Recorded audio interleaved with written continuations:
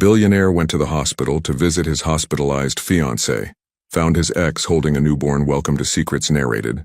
Before we begin, drop a comment telling us which city you're watching from. We love seeing how far our stories travel. When the story ends, don't forget to rate it from 0 to 10 and share what you felt along the way.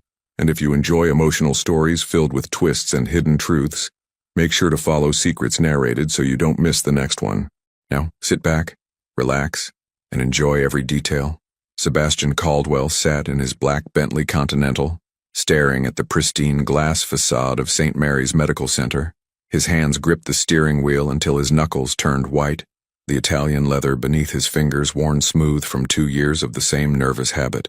At 38, Sebastian commanded boardrooms filled with pharmaceutical executives twice his age.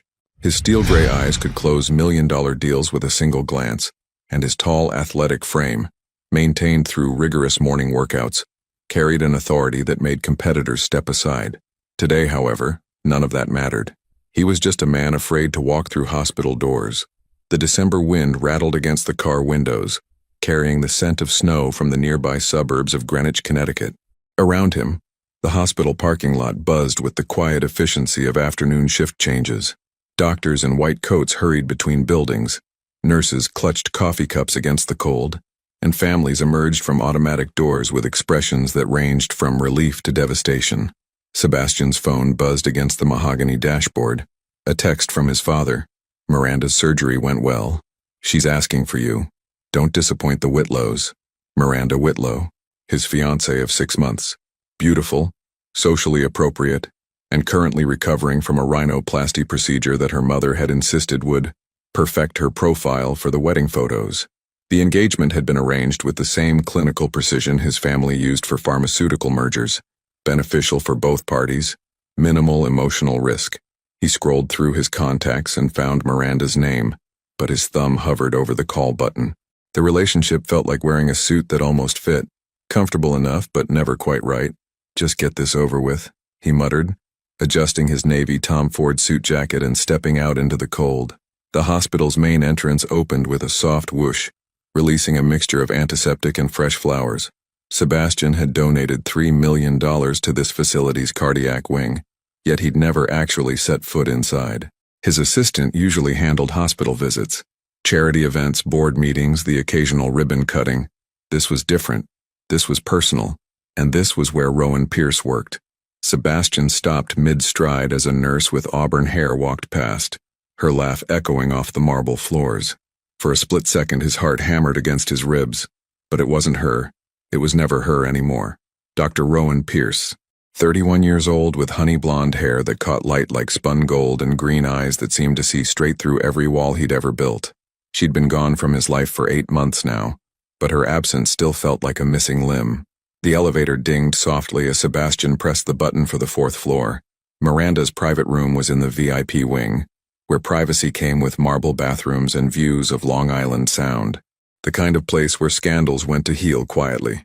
Mr. Caldwell? A woman's voice interrupted his thoughts. He turned to find Dr. Margaret Foster, the chief of staff, approaching with a practiced smile. She was in her 50s, with silver hair pulled back in a neat chignon, and the kind of competent air that made him think of his prep school headmistress. Dr. Foster, thank you for taking such good care of Miranda. Of course. The Whitlow family has been wonderful to work with. Her pause lasted a beat too long. I should mention, we had a staffing change recently. Dr. Pierce returned from her leave of absence this week. The words hit him like cold water. Sebastian's expression didn't change, but Dr. Foster had known him long enough to catch the slight tension in his jaw. I thought you should know given the circumstances. Thank you for the heads up. She's working in the maternity ward now.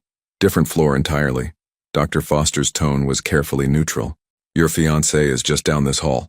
As she walked away, Sebastian found himself staring at the elevator buttons. 4th floor, VIP suites. 2nd floor, maternity ward. The numbers seemed to mock him. He'd come here to see Miranda, to play the role of the devoted fiancé, to maintain the perfect image his family had spent decades crafting. Instead, he was thinking about Rowan's hands, how they'd felt against his chest during those quiet Sunday mornings when the rest of the world seemed to disappear. The elevator opened on the 4th floor, and Sebastian stepped out into a hallway lined with oil paintings of pastoral scenes. Everything here whispered expensive discretion. He walked slowly toward room 412, his footsteps muffled by thick carpet. Through the partially open door he could see Miranda propped up against silk pillows, a small bandage across her nose. She was scrolling through her phone, probably checking social media to see if any paparazzi had spotted him arriving. Her mother, Catherine Whitlow, sat nearby with her perpetual expression of mild disapproval. Sebastian paused in the doorway, struck by how little he felt. No rush of affection, no concern for her pain, no desire to comfort, just emptiness. Sebastian, Miranda's voice was slightly nasal from the surgery. I was wondering when you'd get here. Traffic was heavy. He stepped inside and kissed her forehead dutifully. How are you feeling? Like I've been hit by a truck, but Dr. Sanderson says the results will be perfect. She grabbed his hand with both of hers. Mom brought magazines. Want to look at venue options for the reception? Catherine Whitlow smiled approvingly. The Pierre has an opening in June, but we'd need to commit by... A commotion in the hallway interrupted her. Raised voices, the sound of wheels rolling quickly across linoleum, and then a woman's voice calling out medical terminology Sebastian didn't recognize. Emergency and maternity, Miranda said, wrinkling her nose. I'm so glad I chose this floor instead. But Sebastian wasn't listening anymore, because in that chaos of voices, he'd heard something that made his blood run cold. A voice he knew better than his own. Rowan's voice. She was here. Not just in the building, but close enough that he could hear her coordinating what sounded like a medical emergency. Her voice carried the same calm authority it always had, the tone that had once talked him through panic attacks and late-night doubts about taking over his father's company. Darling? Miranda's hand squeezed his. You look pale. Are you all right? Sebastian realized he'd been holding his breath. I'm fine. Just, hospitals make me uncomfortable. It was a lie. Hospitals had never bothered him before. It was the possibility of seeing Rowan that made him feel like his chest was caving in. Well, sit down then. Catherine gestured to the leather chair beside Miranda's bed. We have so much to discuss about the wedding. The florist needs final approval on the centerpieces and... Another sound from the hallway. Footsteps moving quickly, and then a brief moment of silence. Sebastian found himself edging toward the door. I'm going to get some coffee, he said abruptly. The nurse can bring you... Miranda started. I need some air. He stepped into the hallway before either woman could protest, his heart pounding against his ribs. The corridor was empty now, but he could smell a faint trace of the jasmine perfume Rowan had always worn. Or maybe he was imagining it. Sebastian stood there for a long moment, torn between the safe, predictable world waiting for him in room 412 and the dangerous possibility of walking toward the elevators, toward the second floor, toward answers to questions he'd been too afraid to ask. His phone buzzed again. Another text from his father. Remember what we discussed. The Pierce girl was a distraction. Miranda is your future. Sebastian stared at the message, feeling that familiar surge of anger mixed with doubt. For 8 months he'd tried to believe his father's version of events, that Rowan had been using him, that the connection they'd shared was one-sided, that her pregnancy announcement had been manipulation. But standing here, with her voice still echoing in his memory, he couldn't shake the feeling that everything he'd been told was a lie. The elevator dinged softly at the end of the hall. Sebastian looked back at room 412, where Miranda was probably already planning their matching outfits for next week's charity gala. Then he looked at the elevator, where the numbers above the doors showed a car stopping at the second floor, the maternity ward, where Rowan was. His feet started moving before his mind could catch up. What would you do if the love you walked away from was just an elevator ride away? Sebastian's finger hovered over the elevator button marked 2, as if it might burn him. The small space felt suffocating, filled with the quiet hum of machinery and the faint scent of disinfectant that seemed to permeate every corner of the hospital. When the doors opened on the second floor, he was hit immediately by a different energy. This wasn't the hushed luxury of the VIP wing. Here, life happened in bursts. Crying babies, relieved laughter, hurried conversations in multiple languages. The maternity ward buzzed with the raw, unfiltered emotion of new beginnings.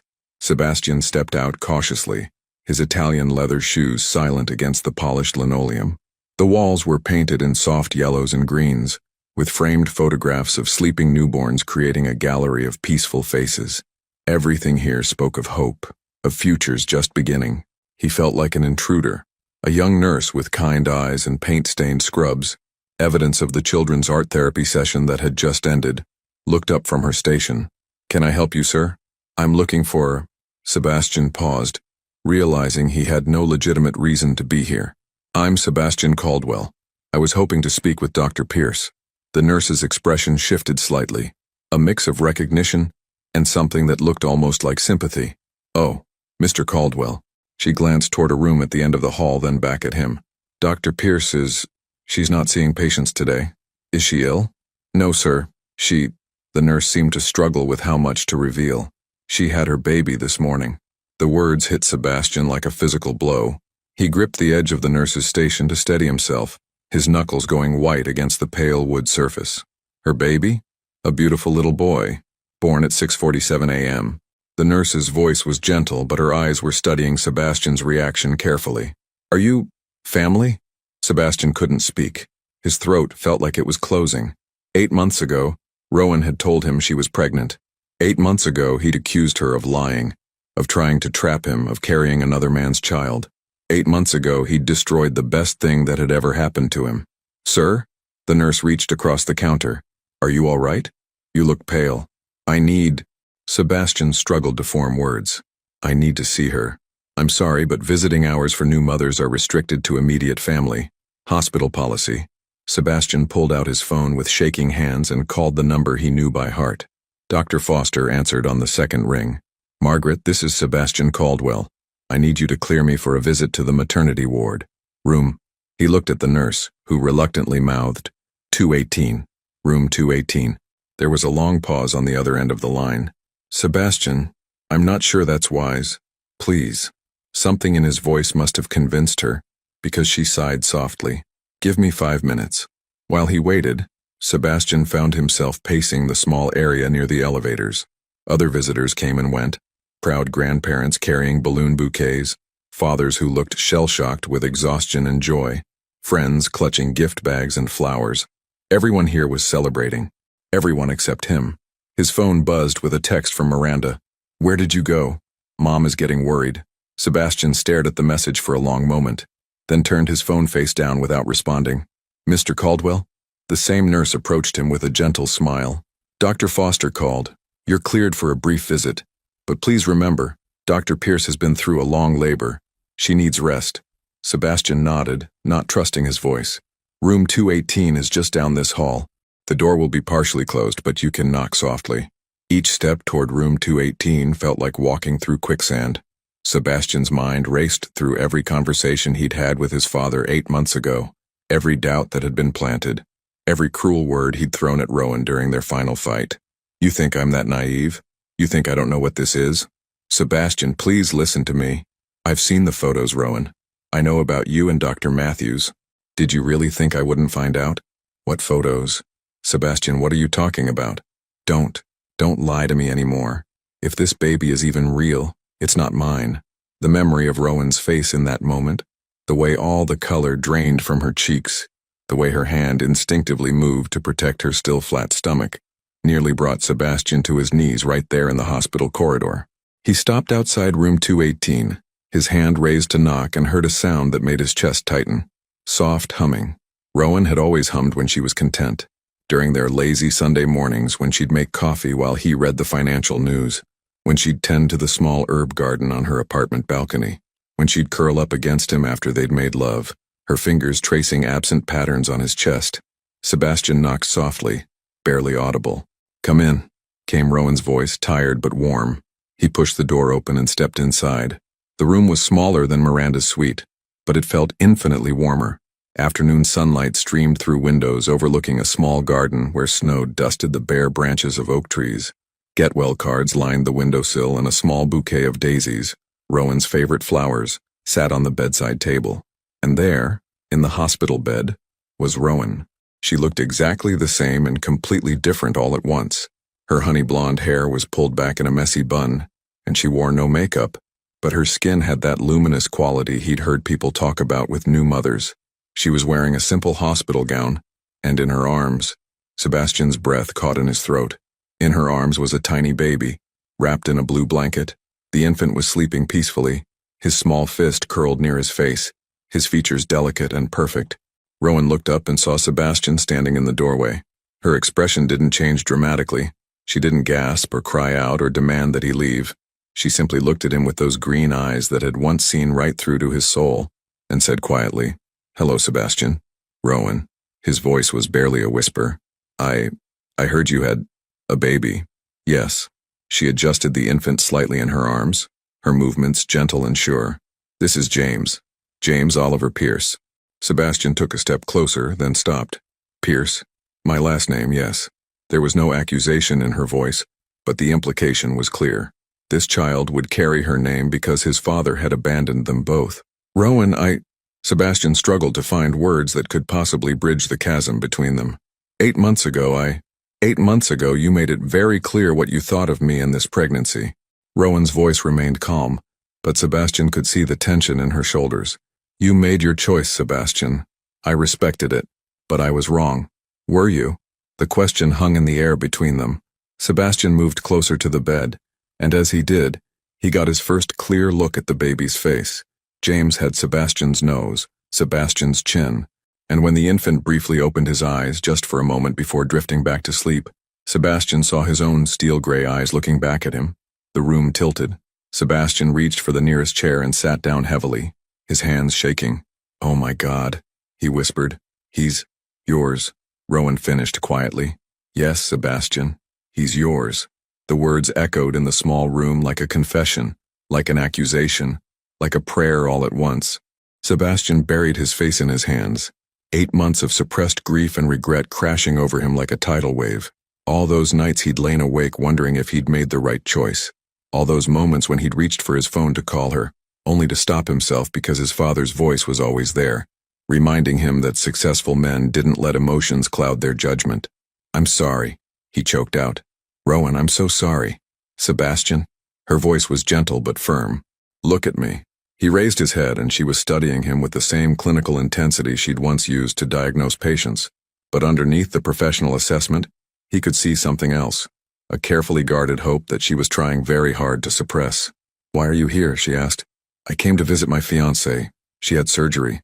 The words felt like ash in his mouth. "I heard your voice in the hallway and your fiancée."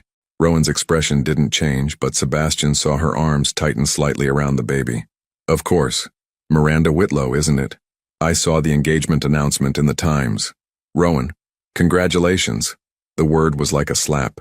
Sebastian stood up abruptly, running his hands through his dark hair. It's not what you think."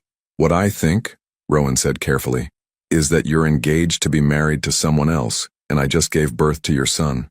What I think is that this conversation is about 8 months too late." Sebastian turned to face her fully, and in that moment, looking at Rowan holding their child, he felt something break open inside his chest. All the walls his father had helped him build, all the rationalizations and justifications and careful emotional distance, it all crumbled. "I never stopped loving you," he said, the words tumbling out before he could stop them. Rowan's eyes filled with tears, but she blinked them away quickly. "Don't. It's true. Don't do this, Sebastian. Don't come here and say things like that when you're engaged to someone else. When you accused me of, I know what I accused you of, and I was wrong. About everything." Baby James stirred in Rowan's arms, making a small sound that was somewhere between a sigh and a whimper. She immediately began rocking him gently, her attention focused entirely on the infant. "He's beautiful," Sebastian whispered. "He is. Can I?" Sebastian's voice broke slightly. "Can I hold him?" Rowan looked up at him for a long moment, and Sebastian could see the war playing out behind her eyes. Part of her wanted to say yes, the part that had once loved him enough to plan a future together. But the other part, the part that had been hurt and abandoned and forced to face pregnancy and childbirth alone, wasn't ready to trust him. "I don't think that's a good idea," she said finally. The rejection hit Sebastian harder than he'd expected. He nodded, trying to keep his expression neutral, but Rowan knew him too well. "Sebastian, you have to understand." "No, I get it. I haven't earned that right. This isn't about earning rights. This is about protecting my son. Our son." The words hung between them like a challenge. Rowan's jaw tightened almost imperceptibly. "My son," she repeated firmly. "You made it very clear 8 months ago that you wanted nothing to do with this child. You can't just walk back into our lives and, what if I could prove that I was manipulated? What if I could show you that everything I believed about you and Dr. Matthews was a lie?" Rowan's expression shifted. confusion flickering across her features. What are you talking about? Before Sebastian could answer, his phone rang. The sound was jarring in the quiet room, and baby James startled slightly. Sebastian glanced at the screen and saw his father's name, Richard Caldwell, the man who had orchestrated Sebastian's entire life, including the destruction of the best relationship he'd ever had. Sebastian stared at the phone, then looked at Rowan and his son. For the first time in 8 months, he had a choice to make, and this time he was going to make the right one. Sebastian stared at his father's name flashing on the phone screen, the sound seeming to echo off the walls of the small hospital room.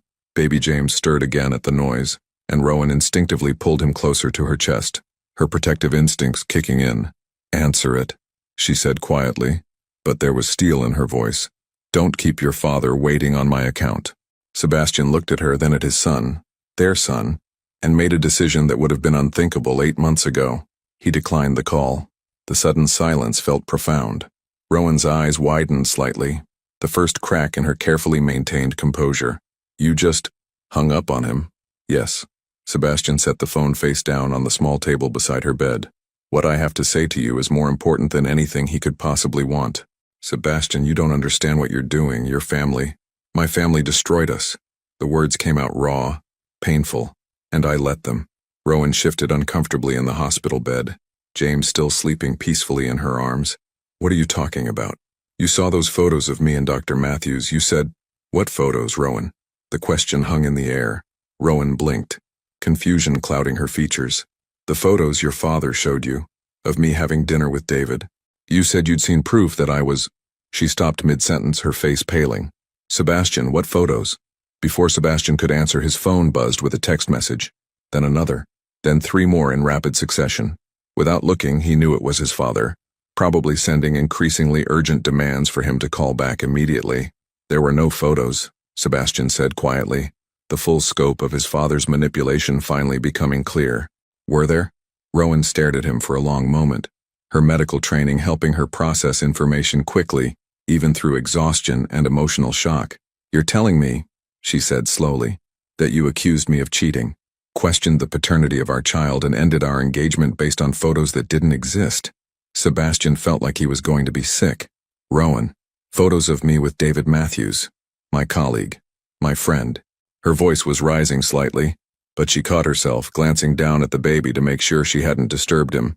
"Sebastian, David is gay. He's been with his partner Marcus for 6 years." The room spun around Sebastian. He gripped the back of the chair he'd been sitting in, his knuckles white with tension. "That dinner," Rowan continued, her voice barely above a whisper, "was to celebrate David's engagement to Marcus. I was the only person from the hospital they'd told.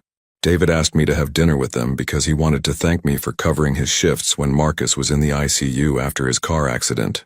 Sebastian remembered that night now. He'd been supposed to meet Rowan for their own dinner plans, but she'd called to cancel last minute, saying something urgent had come up with a colleague.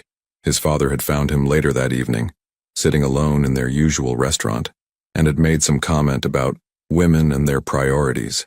"My father knew," Sebastian said, the realization hitting him like a physical blow. "He knew you were out with David and Marcus, and he used it against us. But there were no photos." "No, there were no photos. There were just suggestions. Comments about your pattern of behavior and questions about whether I really knew you as well as I thought I did." Sebastian ran his hands through his hair, angry at himself for being so easily manipulated. "He planted seeds of doubt, and I let them grow into something monstrous." Rowan was quiet for a long time, processing this information.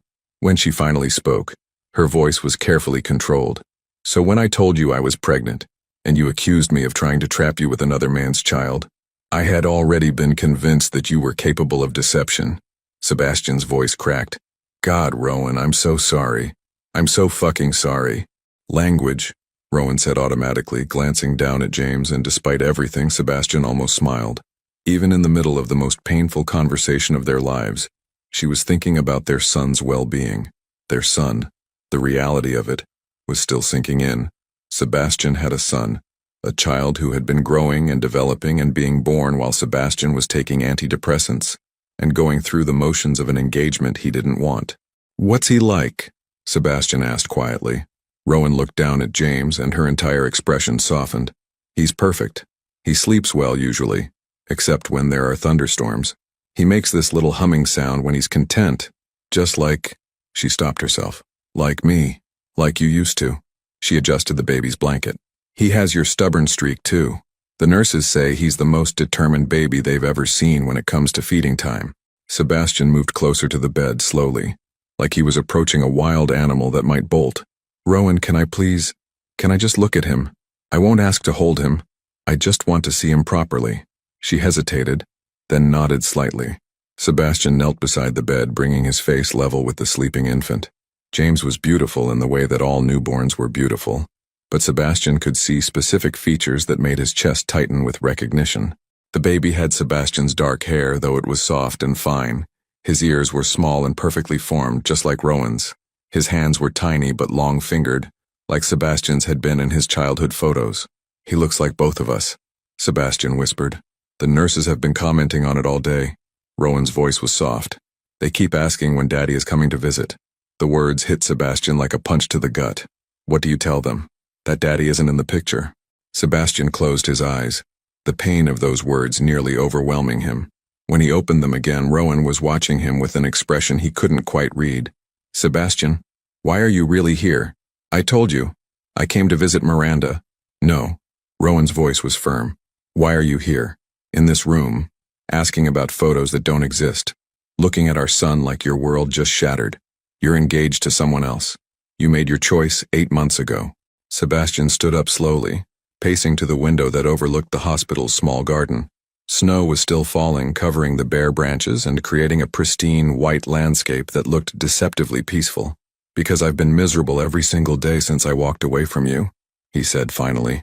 "Because I've been on medication for depression and anxiety since our breakup. Because I agreed to marry Miranda not because I love her, but because I convinced myself that what I felt for you was dangerous, unstable, wrong." He turned back to face her. "Because every morning for 8 months, I've woken up reaching for you, and every night I've gone to sleep wondering if I made the biggest mistake of my life." Rowan's eyes filled with tears, but she blinked them away quickly. "That's not fair. I know. You can't just show up here and tell me these things. You're getting married, Sebastian, to someone else. I don't love her. That's not my problem anymore. Isn't it?" Sebastian moved back toward the bed, his voice urgent. "Rowan, look at me. Really look at me. Do I look like a man who's happy with his choices?" She did look at him then, her medical training taking over as she assessed him clinically. Sebastian knew what she would see. The weight loss, the tension lines around his eyes, the way he held himself like someone bracing for the next blow. "You look terrible," she said honestly. "I feel terrible. Every day." He knelt beside the bed again. "Rowan, what if we could start over? What if I could prove to you that I'm not the same man who walked away 8 months ago? Sebastian, what if I broke the engagement? What if I told my father exactly what I think of his manipulation? What if I chose you? Chose us?" The questions hung in the air between them, loaded with possibility and danger in equal measure. Rowan looked down at James, then back at Sebastian. When she spoke, her voice was barely above a whisper. "What if you change your mind again? What if your father finds some other way to convince you that I'm not good enough for the Caldwell family name? What if you wake up one day and decide that we're too complicated, too messy, too real? I won't. You did before." The simple truth of that statement silenced Sebastian completely. His phone buzzed again, and this time Rowan glanced at it. "That's probably Miranda," she said, wondering where her fiancé went. Sebastian looked at the phone, then at Rowan, then at his sleeping son. "Let me ask you something," he said quietly. "If I could prove that everything that happened 8 months ago was based on lies, if I could show you that my father orchestrated our breakup because he was afraid of losing control over me, would it matter? Would it change anything?" Rowan was quiet for a long time. When she finally spoke, her voice was tired. "Sebastian, even if that's all true, it doesn't change the fact that you believed it. It doesn't change the fact that when I needed you most, when I was scared and pregnant and trying to figure out how to tell the man I loved that we were going to be parents, you looked me in the eye and told me that our child wasn't yours." The words were like a physical blow. Sebastian remembered that moment with crystal clarity now. The hurt in Rowan's eyes, the way she'd stepped back from him as if he'd struck her, the careful way she'd composed herself before saying, "Then I guess we have nothing more to discuss." "I was protecting myself," he said weakly. "From what? From me? From love?" Rowan shook her head. Sebastian, I would have fought your father. I would have fought your whole family if necessary. But I couldn't fight you too. Baby James stirred in her arms, making small sounds that indicated he might be waking up. Rowan immediately began the gentle rocking motion that all new mothers seem to know instinctively. He's going to be hungry soon, she said, and Sebastian understood that it was both an observation and a dismissal. Rowan, please, just tell me there's a chance. Tell me that if I can fix this, if I can prove that we were destroyed by lies and manipulation, that you'd be willing to try again. She looked at him for a long moment, and Sebastian saw years of history in her expression, all their good times and bad, all their hopes and disappointments, all the love they'd shared and the pain they'd caused each other. I can't tell you that, she said finally. Not yet, maybe not ever. Sebastian's phone rang again, and this time when he looked at the screen, it wasn't his father, it was Miranda. And suddenly Sebastian realized that he was standing at a crossroads that would define the rest of his life. He could answer that call, go back to his fiancée's room, and continue playing the role of the dutiful son and perfect husband-to-be. Or he could make a choice that would probably destroy his relationship with his family, his carefully planned future, and everything his father had worked to build for him. He looked at Rowan, holding their son, and for the first time in 8 months the choice was easy.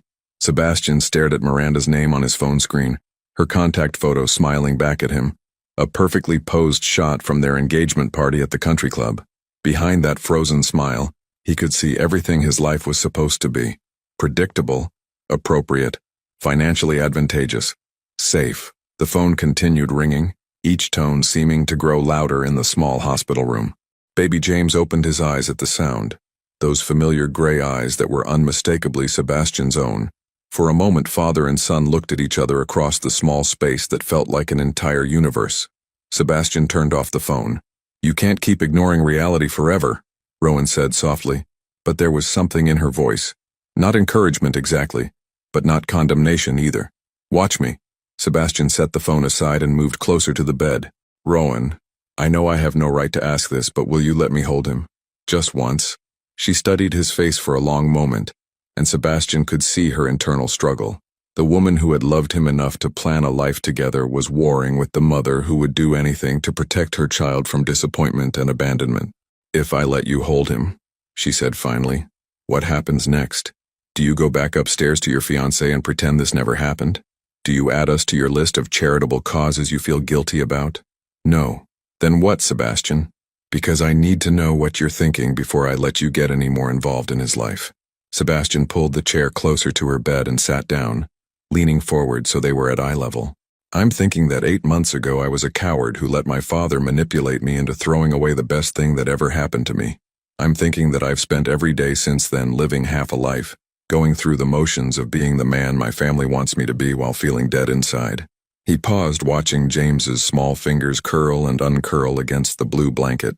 I'm thinking that my son, our son, was born this morning, and instead of being here with you, holding your hand and cutting his umbilical cord and crying because I was so overwhelmed with love and gratitude, I was sitting in a conference room listening to my father discuss merger strategies. Rowan's expression softened slightly. Sebastian, I'm thinking, he continued, his voice growing stronger, that I want to be the kind of father who shows up, who doesn't miss birthdays or school plays or scraped knees because he's too busy maintaining appearances. I want to be the kind of man who deserves you. And Miranda? The question hung between them like a challenge. Sebastian took a deep breath. I'm going to end the engagement. Just like that? Just like that. Rowan shifted James slightly in her arms, studying Sebastian's face. Your family will disown you. Probably. The Whitlows will be humiliated. There will be scandal. I know. You'll lose the pharmaceutical merger your father's been working on for 3 years. Sebastian met her eyes. I don't care. Yes, you do. Rowan's voice was gentle but firm. Sebastian, you care about your company, about the employees who depend on you, about the research that saves lives. You can't just throw all of that away. I'm not throwing it away. I'm choosing to build something different, something real. He gestured between them. This is real, Rowan. What we had was real. This baby is real. Before Rowan could respond, there was a soft knock on the door. A nurse peeked in, her expression apologetic. I'm sorry to interrupt, Dr. Pierce, but there's a gentleman at the nurse's station asking about you. He says he's Mr. Caldwell's assistant. Sebastian closed his eyes. His father wasn't just calling, he was sending reinforcements. "Tell him I'm in a meeting," Sebastian said without turning around. "Actually," the nurse continued, "he's asking for Dr. Pierce specifically. He says there's been some kind of emergency with insurance paperwork, and he needs her to sign some documents immediately." Rowan frowned. "What documents? My insurance is through the hospital." Sebastian's blood ran cold. He knew his father's tactics well enough to recognize a manipulation in progress. "Don't sign anything," he said quickly, standing up. "Rowan, don't sign anything that man gives you." "Why would—" Understanding dawned on her face. "You think this is another one of your father's games?" "I know it is." Sebastian moved toward the door. "Stay here. I'll handle this." But before he could leave, the door opened wider, and a man in an expensive suit stepped into the room. Sebastian recognized him immediately. David Chen, one of his father's most ruthless attorneys. "Mr. Caldwell," Chen said with a smile that didn't reach his eyes, "your father has been looking for you. Get out." "I'm afraid I have some urgent paperwork for Dr. Pierce." Chen held up a leather portfolio. "Regarding her son's birth certificate and medical records, there seems to be some confusion about paternity that needs to be cleared up immediately." Rowan's arms tightened protectively around James. "What are you talking about?" "According to our records," Chen continued smoothly, "you listed Mr. Caldwell as the father, but given that he's been engaged to another woman for the past 6 months, there are some legal complications we need to address." Sebastian stepped between Chen and Rowan's bed. "You have 30 seconds to get out of this room before I call security." "Sebastian, please." Chen's tone was patronizing. "Your father is only trying to protect the family's interests. Surely you can understand that. The only thing I understand is that you're harassing a woman who just gave birth. I'm simply here to offer a solution that benefits everyone involved." Chen opened the portfolio and pulled out several documents. "Dr. Pierce, if you'll sign these papers, we can arrange for a generous monthly payment to help with the child's expenses. All we ask in return is your agreement that Mr. Caldwell has no parental rights or responsibilities." The room went dead silent. Sebastian felt like he'd been punched in the stomach. His father wasn't just trying to manage a scandal. He was trying to erase Sebastian's son entirely. "How much?" Rowan asked quietly. "Rowan, no." Sebastian started. "How much is my silence worth to the Caldwell family?" she repeated, her voice steady but her eyes blazing. Chen smiled, misinterpreting her question. "We're prepared to offer $50,000 a year until the child reaches 18, plus immediate payment of all medical expenses and a college fund. Almost $1 million total," Rowan mused. "That's quite generous for a family that doesn't believe this child belongs to them." Sebastian realized what she was doing, using her medical training to gather information, to understand the full scope of what they were dealing with. "There's just one small detail," Chen continued. "You would need to agree never to contact Mr. Caldwell or any member of his family again. And of course, you'd need to sign a confidentiality agreement regarding your previous relationship." "Of course." Rowan's voice was ice cold. "And if I refuse?" Chen's smile faltered slightly.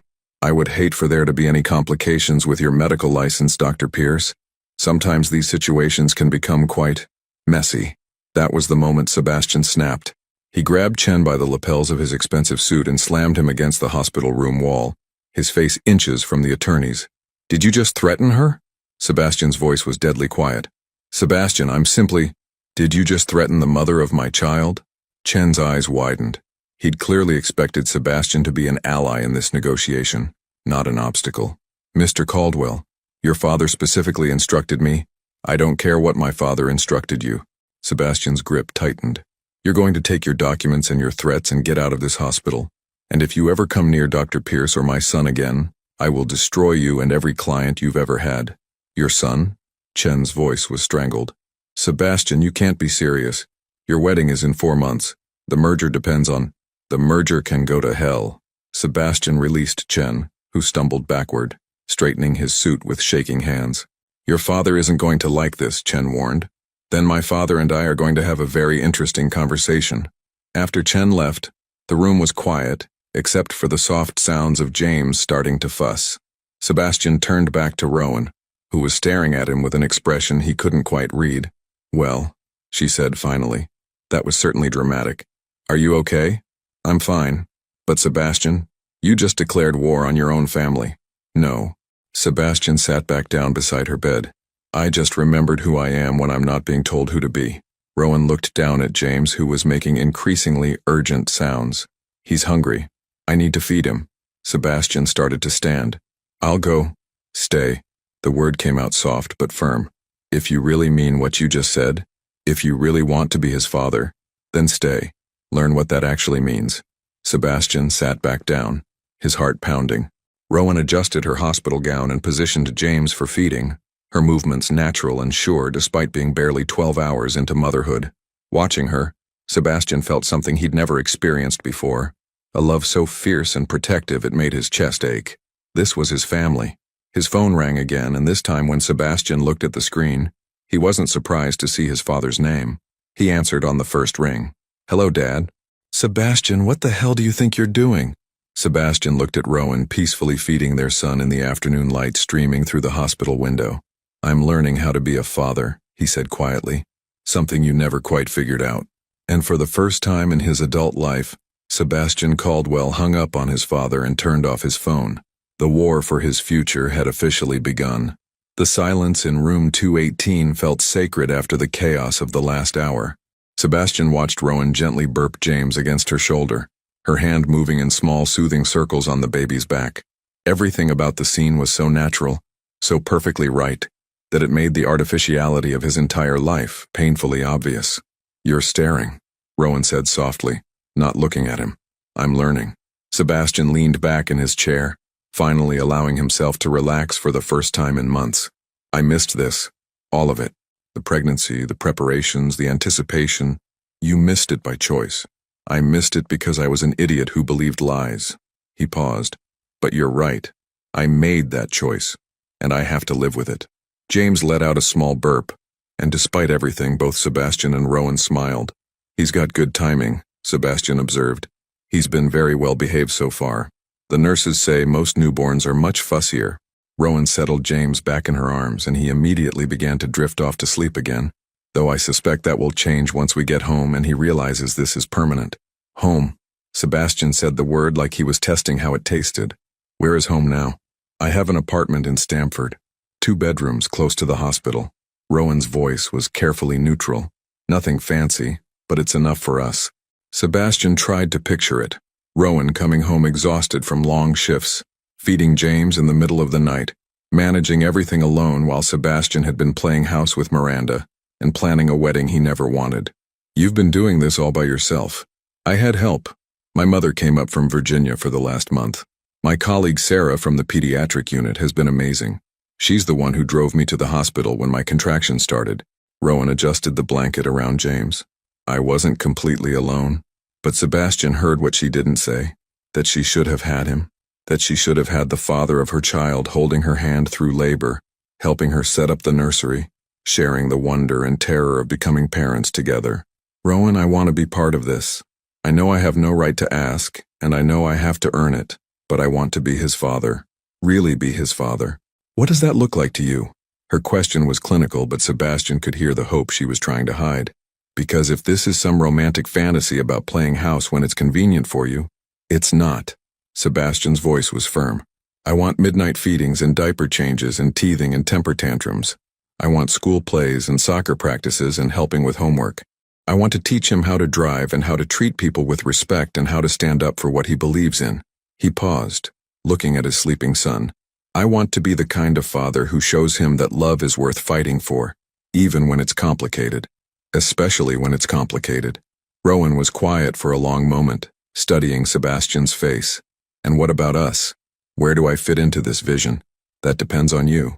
Sebastian, I know I hurt you in the worst possible way. I know that trust once broken doesn't just magically repair itself. But Rowan, I love you. I never stopped loving you, not for a single day. And if you'll let me, I want to spend the rest of my life proving that to you. Before Rowan could respond, there was another knock on the door. This time it opened to reveal a woman Sebastian didn't recognize, mid-50s, with silver hair and kind eyes, wearing a floral dress under a winter coat. Mom? Rowan's face lit up. I thought you were driving back to Virginia tonight. I was, but I got a call from the nurses' station. The woman's eyes moved from Rowan to Sebastian, and her expression grew cautious. They said there had been some complications. Legal issues? Mom, this is Sebastian. Rowan's voice was careful. Sebastian, this is my mother, Dr. Elizabeth Pierce. Sebastian stood immediately, extending his hand. Dr. Pierce, I know who you are. Elizabeth's voice was polite but cool. She shook his hand briefly, then moved to her daughter's side. Rowan, are you all right? The nurse was very vague about what happened. Sebastian's father sent a lawyer. There were threats. Rowan's voice was steady, but Sebastian could see the tension in her shoulders. Sebastian handled it. Elizabeth's eyes sharpened as she looked at him. Handled it how? I made it clear that no one threatens my family, Sebastian said quietly. Your family. Elizabeth's tone was skeptical. Interesting choice of words for a man who's engaged to someone else. Mom, Rowan started. No, it's okay, Sebastian interrupted. Dr. Pierce, you have every right to be suspicious of me. I hurt your daughter badly, and I abandoned her when she needed support most. If I were in your position, I'd probably want to throw me out of this hospital. Elizabeth studied him for a moment. And yet here you are. Here I am. Why? Why now, after all this time? Sebastian looked at Rowan, who nodded slightly. Permission to be honest. Because I found out the truth about why we broke up. Because I realized that everything I believed about Rowan was a lie planted by my father. Because I just met my son for the first time. His voice grew stronger. And because I can't spend another day living a life that isn't mine. Your son. Elizabeth moved closer to examine James, her grandmother's instincts overriding her protective anger. He does look like you. I'll give you that. Mom, Rowan said softly. Sebastian wants to be involved. He wants to be a father to James. And what about you, sweetheart? What do you want? It was the question Sebastian had been afraid to ask directly. He held his breath, waiting for Rowan's answer. I want... Rowan looked down at James, then at Sebastian, then at her mother. I want what's best for him, but I also want to not spend the next 18 years wondering if Sebastian is going to change his mind again when things get difficult. Fair enough, Elizabeth said. So what's your plan, Mr. Caldwell? How do you intend to prove you're serious about this? I'm ending my engagement to Miranda Whitlow. Elizabeth's eyebrows rose. When? Today, as soon as I leave here. And your family's reaction to that? Sebastian thought about his father's phone call, about David Chen's threats, about the war that was probably already being planned in the executive offices of Caldwell Pharmaceuticals. They'll try to destroy me. Financially, socially, professionally. My father will probably cut me off entirely and find a way to force me out of the company. Are you prepared for that? I have to be. Elizabeth walked to the window, looking out at the snow-covered garden. When she spoke, her voice was thoughtful. You know, when Rowan was little, maybe 5 years old, she found a bird with a broken wing in our backyard. She was convinced she could fix it, so she made a little nest in a shoebox and fed it with an eyedropper every few hours for weeks. Sebastian glanced at Rowan, who was listening with a small smile. I kept telling her the bird probably wouldn't survive, that sometimes things are too broken to fix. But she was so determined, so sure that love and patience could heal anything. Elizabeth turned back to face them. The bird did survive eventually, but it took months of consistent care, and even then, it never flew quite the same way. Mom, what's your point? Rowan asked. My point is that some things can be healed, but they require more than good intentions. They require showing up, day after day, even when it's difficult, even when progress is slow, even when everyone else is telling you it's hopeless. Elizabeth looked directly at Sebastian. The question isn't whether you love my daughter and grandson. The question is whether you're prepared to do the work of loving them consistently for the rest of your life. I am, Sebastian said without hesitation. We'll see. Elizabeth's tone was neutral, but Sebastian caught the slight softening around her eyes. Rowan, what do you need from me? Can you stay until tomorrow? Just until I get discharged and settled at home? Of course. Elizabeth squeezed her daughter's hand. I'll go get some coffee and let you two talk. Mr. Caldwell, walk with me. It wasn't a request. Sebastian followed Elizabeth into the hallway, his stomach tight with apprehension. Let me be very clear about something, Elizabeth said once they were out of earshot. My daughter is the strongest person I know. She rebuilt her entire life after you left her. She finished her residency while pregnant, found a new apartment, prepared for single motherhood, and never once complained or asked for anything she couldn't provide herself. I know. Do you? Because from where I'm standing, it looks like you're asking her to risk everything she's built on the chance that you might be different this time.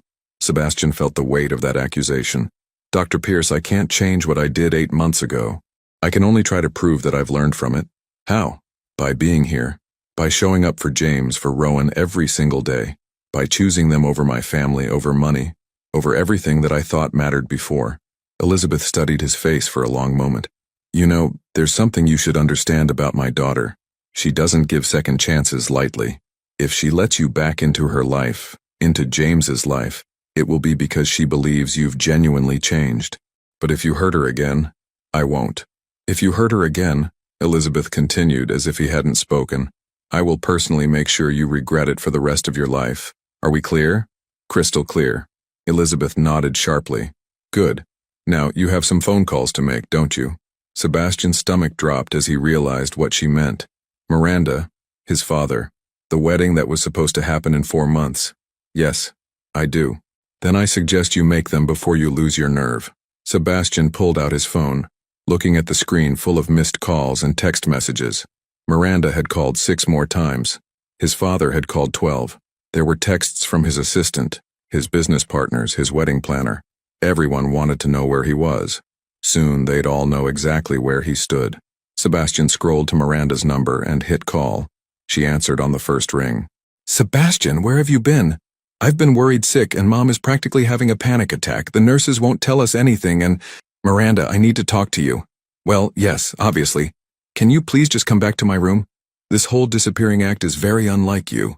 Sebastian looked back at the door to room 218 where his son was sleeping in his mother's arms. I can't do that. What do you mean you can't? Sebastian, what's going on? I mean, I can't marry you. The silence on the other end of the phone stretched out for what felt like forever. I'm sorry. What did you just say? I can't marry you, Miranda. The engagement is over. And with those words, Sebastian Caldwell officially burned down his old life to build something real. You're breaking up with me over the phone?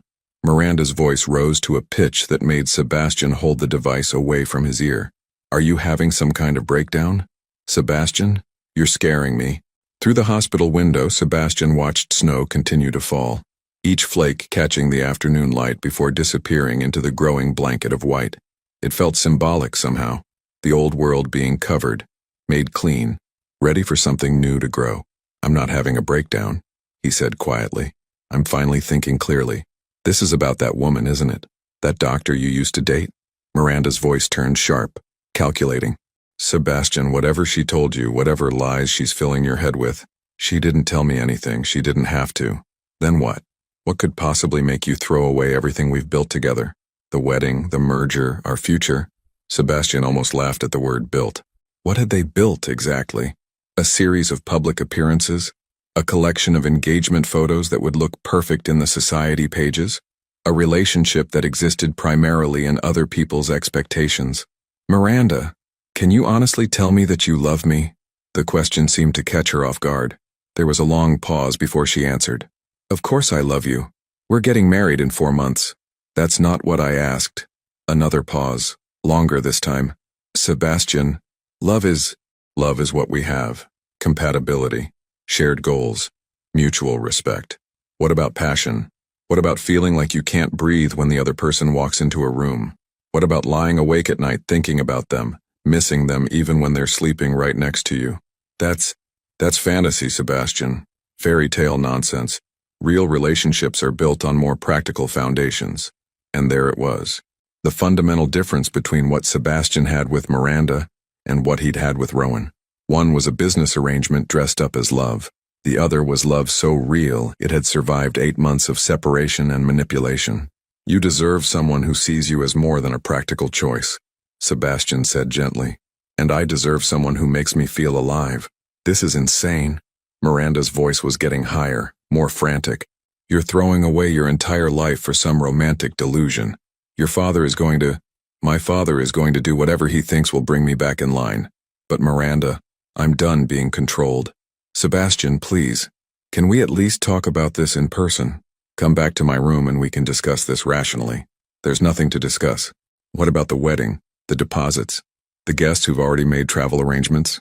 Sebastian thought about all the planning that had gone into their wedding, the venue his mother had selected, the flowers Miranda's mother had chosen, the guest list that read like a who's who of East Coast society. None of it had felt like his wedding. It had felt like a performance he was expected to give. "I'll handle the financial arrangements. You don't need to worry about any of that." "I don't care about the money." Miranda's composure finally cracked completely. "Sebastian, I'm in love with you. I have been since we were children. Our families have been planning this union for years. You can't just—" She was crying now, and Sebastian felt a stab of genuine regret, not for ending the engagement, but for letting it go on so long when he'd known from the beginning that his heart wasn't in it. "Miranda, I'm sorry.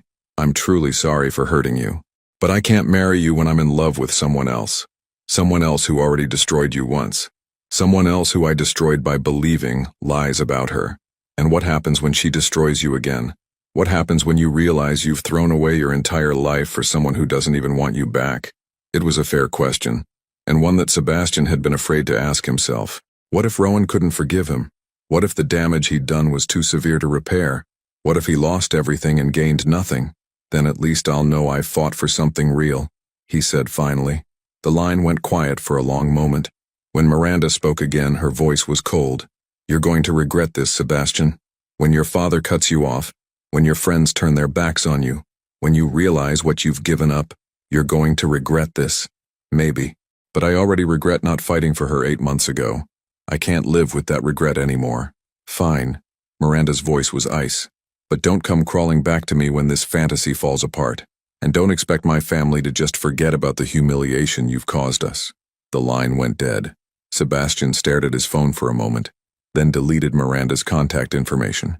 It felt like closing a door he should never have opened in the first place.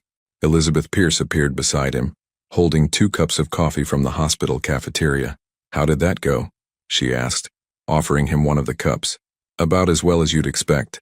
Sebastian accepted the coffee gratefully, though better than the next call is going to go.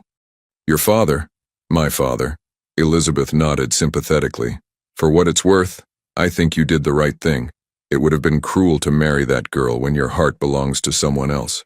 Even if Rowan never forgives me? Especially then." Elizabeth took a sip of her coffee, making a face at the bitter taste. "Sebastian, can I ask you something personal? After the conversation we just had, I think we're past formal boundaries. Why did you believe your father's lies about Rowan? You lived with her for 2 years. You knew her character. What made you think she was capable of deception?" Sebastian had been asking himself the same question for months. Fear, I think. Fear that something that felt too good to be true probably was. Fear of what specifically? Fear of being vulnerable. Fear of needing someone that much. Sebastian paused, thinking. My father raised me to believe that emotional dependence was weakness, that successful men don't let their hearts override their judgment. And you thought loving Rowan made you weak? I thought it made me stupid, reckless. When she told me she was pregnant, instead of feeling joy, I felt trapped.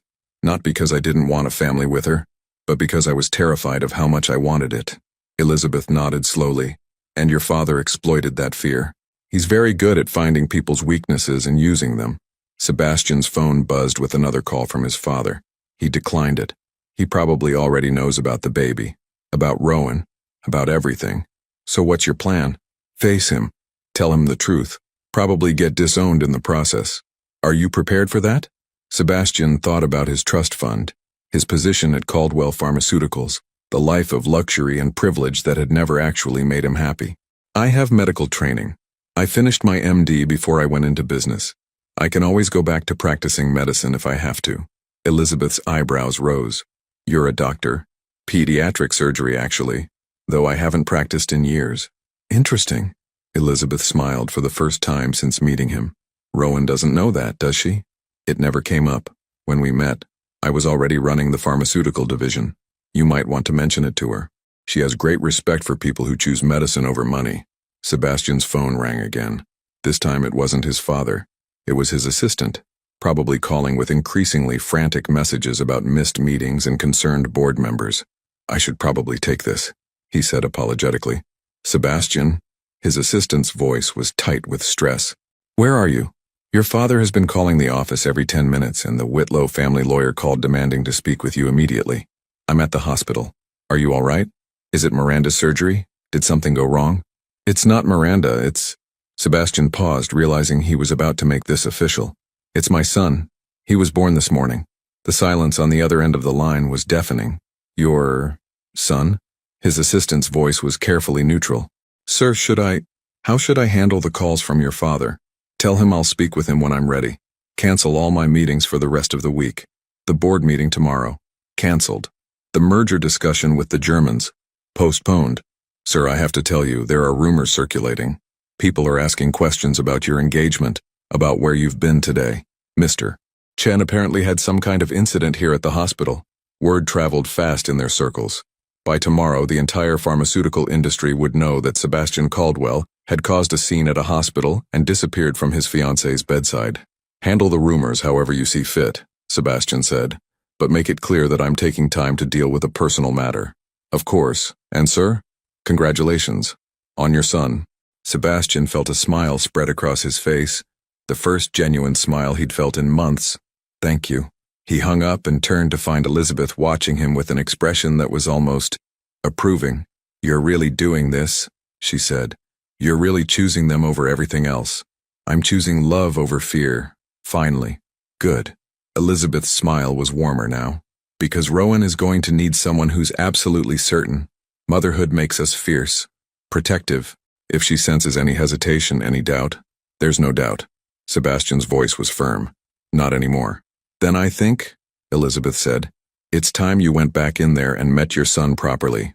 Sebastian nodded, his heart pounding with a mixture of excitement and terror. In that room was everything he'd ever wanted, a woman who challenged him to be better, a child who represented hope and possibility, a future that was uncertain, but real. His phone buzzed one more time. A text from his father. Whatever you think you're doing, stop, we need to talk now. Sebastian deleted the message without responding. Some conversations could wait. His family, his real family, couldn't. When Sebastian returned to room 218, he found Rowan sitting up in bed, looking more alert despite the exhaustion that shadowed her eyes. James was awake now, making soft sounds and moving his tiny fists in the air, as if he was conducting an invisible orchestra. How did it go? Rowan asked, though her tone suggested she already knew the answer from his expression. It's done. The engagement is over. Rowan nodded slowly, processing this information. How do you feel? Terrified, relieved, free. Sebastian moved to the chair beside her bed but remained standing. Like I just jumped off a cliff and I'm not sure if there's water at the bottom. And your father? That conversation is still coming. Sebastian's phone had been buzzing almost constantly, but he'd learned to ignore it. Right now I want to focus on what matters. He gestured toward James, who was looking around the room with the unfocused but alert gaze of a newborn taking in his new world. Can I? Sebastian's voice caught slightly. Can I hold him now? Rowan studied his face for a long moment and Sebastian could see her weighing everything. His words against his actions, his promises against his past mistakes, her own fierce protective instincts against the possibility of hope. Sit down first, she said finally, and wash your hands at the sink. Sebastian's heart jumped. He moved quickly to the small sink in the corner of the room, scrubbing his hands thoroughly while trying to keep the grin off his face. When he turned back, Rowan was carefully adjusting James's blanket. Support his head, she instructed as Sebastian settled into the chair beside her. Newborns don't have the neck strength to hold their heads up yet. I know, Sebastian said softly. I did my pediatric rotation.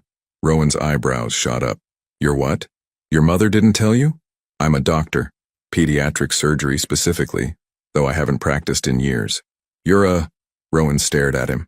Sebastian, in 2 years together, you never once mentioned that you were a doctor. It never seemed relevant. By the time we met, I was already running the pharmaceutical division. The medical degree felt like ancient history. Ancient history? Rowan's voice was incredulous. You spent 4 years in medical school, presumably years in residency, learning to save children's lives, and you think that's not relevant? Sebastian paused in the middle of reaching for James, suddenly understanding the magnitude of what he'd never shared with her. Rowan, why did you give it up? The question hung in the air between them. Sebastian had spent years avoiding that answer, even to himself. My father needed me in the business. The company was expanding, and he said I had a responsibility to the family legacy. Sebastian's voice was quiet. He said I could help more children by developing better medications than I ever could by operating on them one at a time. And you believed him? I wanted to believe him. It was easier than admitting that I gave up my dreams for his approval. Rowan was quiet for a moment, clearly processing this revelation. Do you miss it? Medicine? Every day? The admission came out more raw than Sebastian had intended. Every day I miss the feeling of actually making a difference, of using my hands to heal instead of just managing spreadsheets and attending board meetings. Then why didn't you go back? Because by the time I realized what I'd given up, I was already trapped in the life my father had planned for me. The golden handcuffs were too tight. James made a small sound, and both Sebastian and Rowan looked down at him. "He's listening to us," Rowan observed. "Babies are more aware than people think, even this young." "Then I should probably introduce myself properly." Sebastian's voice was gentle as he looked at his son. "Hi, James. I'm your father. I know I wasn't here for your birth, and I'm sorry about that. But I'm here now, and I'm not going anywhere." "Sebastian," Rowan said softly, "you can hold him." With infinite care, Sebastian reached out and lifted his son from Rowan's arms. James was lighter than he'd expected, but somehow felt substantial, real in a way that made Sebastian's chest tighten with emotion. "He's so small," Sebastian whispered, adjusting his hold to better support the baby's head. James looked up at him with those gray eyes that were unmistakably Sebastian's own, and something fundamental shifted in Sebastian's chest. This was his child, his son, the product of love between him and the woman he'd never stopped loving, no matter how hard he'd tried to convince himself otherwise. "Hello, little man," Sebastian murmured, his voice thick with emotion. "You're perfect, aren't you?" James seemed to focus on Sebastian's face, his tiny hand working its way free of the blanket to wave in the air. "He knows you," Rowan said softly. "He can hear your voice. They say babies can recognize their father's voice from the womb if they hear it enough. But he never heard mine." "Yes, he did." Rowan's voice was barely above a whisper. "I used to play voicemails you'd left me, before everything fell apart. I would lie in bed at night, when I was scared about doing this alone, and I'd play recordings of your voice. I told myself I was just being silly, but..." Sebastian looked at her, his heart breaking. "Rowan, but part of me hoped that somehow you'd come back, that you'd realize the accusations were wrong and you'd come looking for us. I should have trusted what we had instead of trusting my father's manipulation." James made a soft sound, almost like a sigh, and both parents looked down at him. "He's falling asleep again," Rowan observed. "Newborns sleep about 16 hours a day for the first few weeks." Sebastian adjusted his hold slightly, marveling at how natural it felt to have his son in his arms. What was it like? The pregnancy, I mean. Being alone through all of it. Rowan was quiet for a long moment. "Lonely. Especially in the beginning when I was still hoping you'd call. There were so many moments I wanted to share with you. The first time I felt him move, the first ultrasound where we could see his features clearly, when I found out it was a boy." "You knew it was a boy?" "For the last 4 months. I had a name picked out by week 20. James Oliver." Sebastian tested the name. "Why Oliver?" "It was my grandfather's middle name. He was the one who encouraged me to become a doctor, even when everyone else was telling me it was too competitive, too demanding for a woman." Rowan smiled at the memory. He said healing was a calling, not a career choice. "He sounds like a wise man. He would have loved you. The doctor I mean. He always said the best physicians were the ones who understood that medicine was about more than just technical skill." Sebastian felt James's weight shift slightly as the baby relaxed completely into sleep. The trust implicit in that surrender, the way his son felt completely safe in his arms, was overwhelming. "Rowan, I want to come back to medicine." She looked at him sharply. "What?" "I want to go back to practicing, to surgery, to actually making a difference instead of just making money." Sebastian's voice grew stronger as he spoke. "I want to be the kind of man our son can be proud of. The kind of man you fell in love with before I let my father turn me into someone else." "Sebastian, you can't just walk away from Caldwell Pharmaceuticals. It's your family's legacy." "It's my father's legacy, not mine." Sebastian looked down at James, then back at Rowan. "This is my legacy, this little boy, and hopefully the family we can build together if you'll let us try.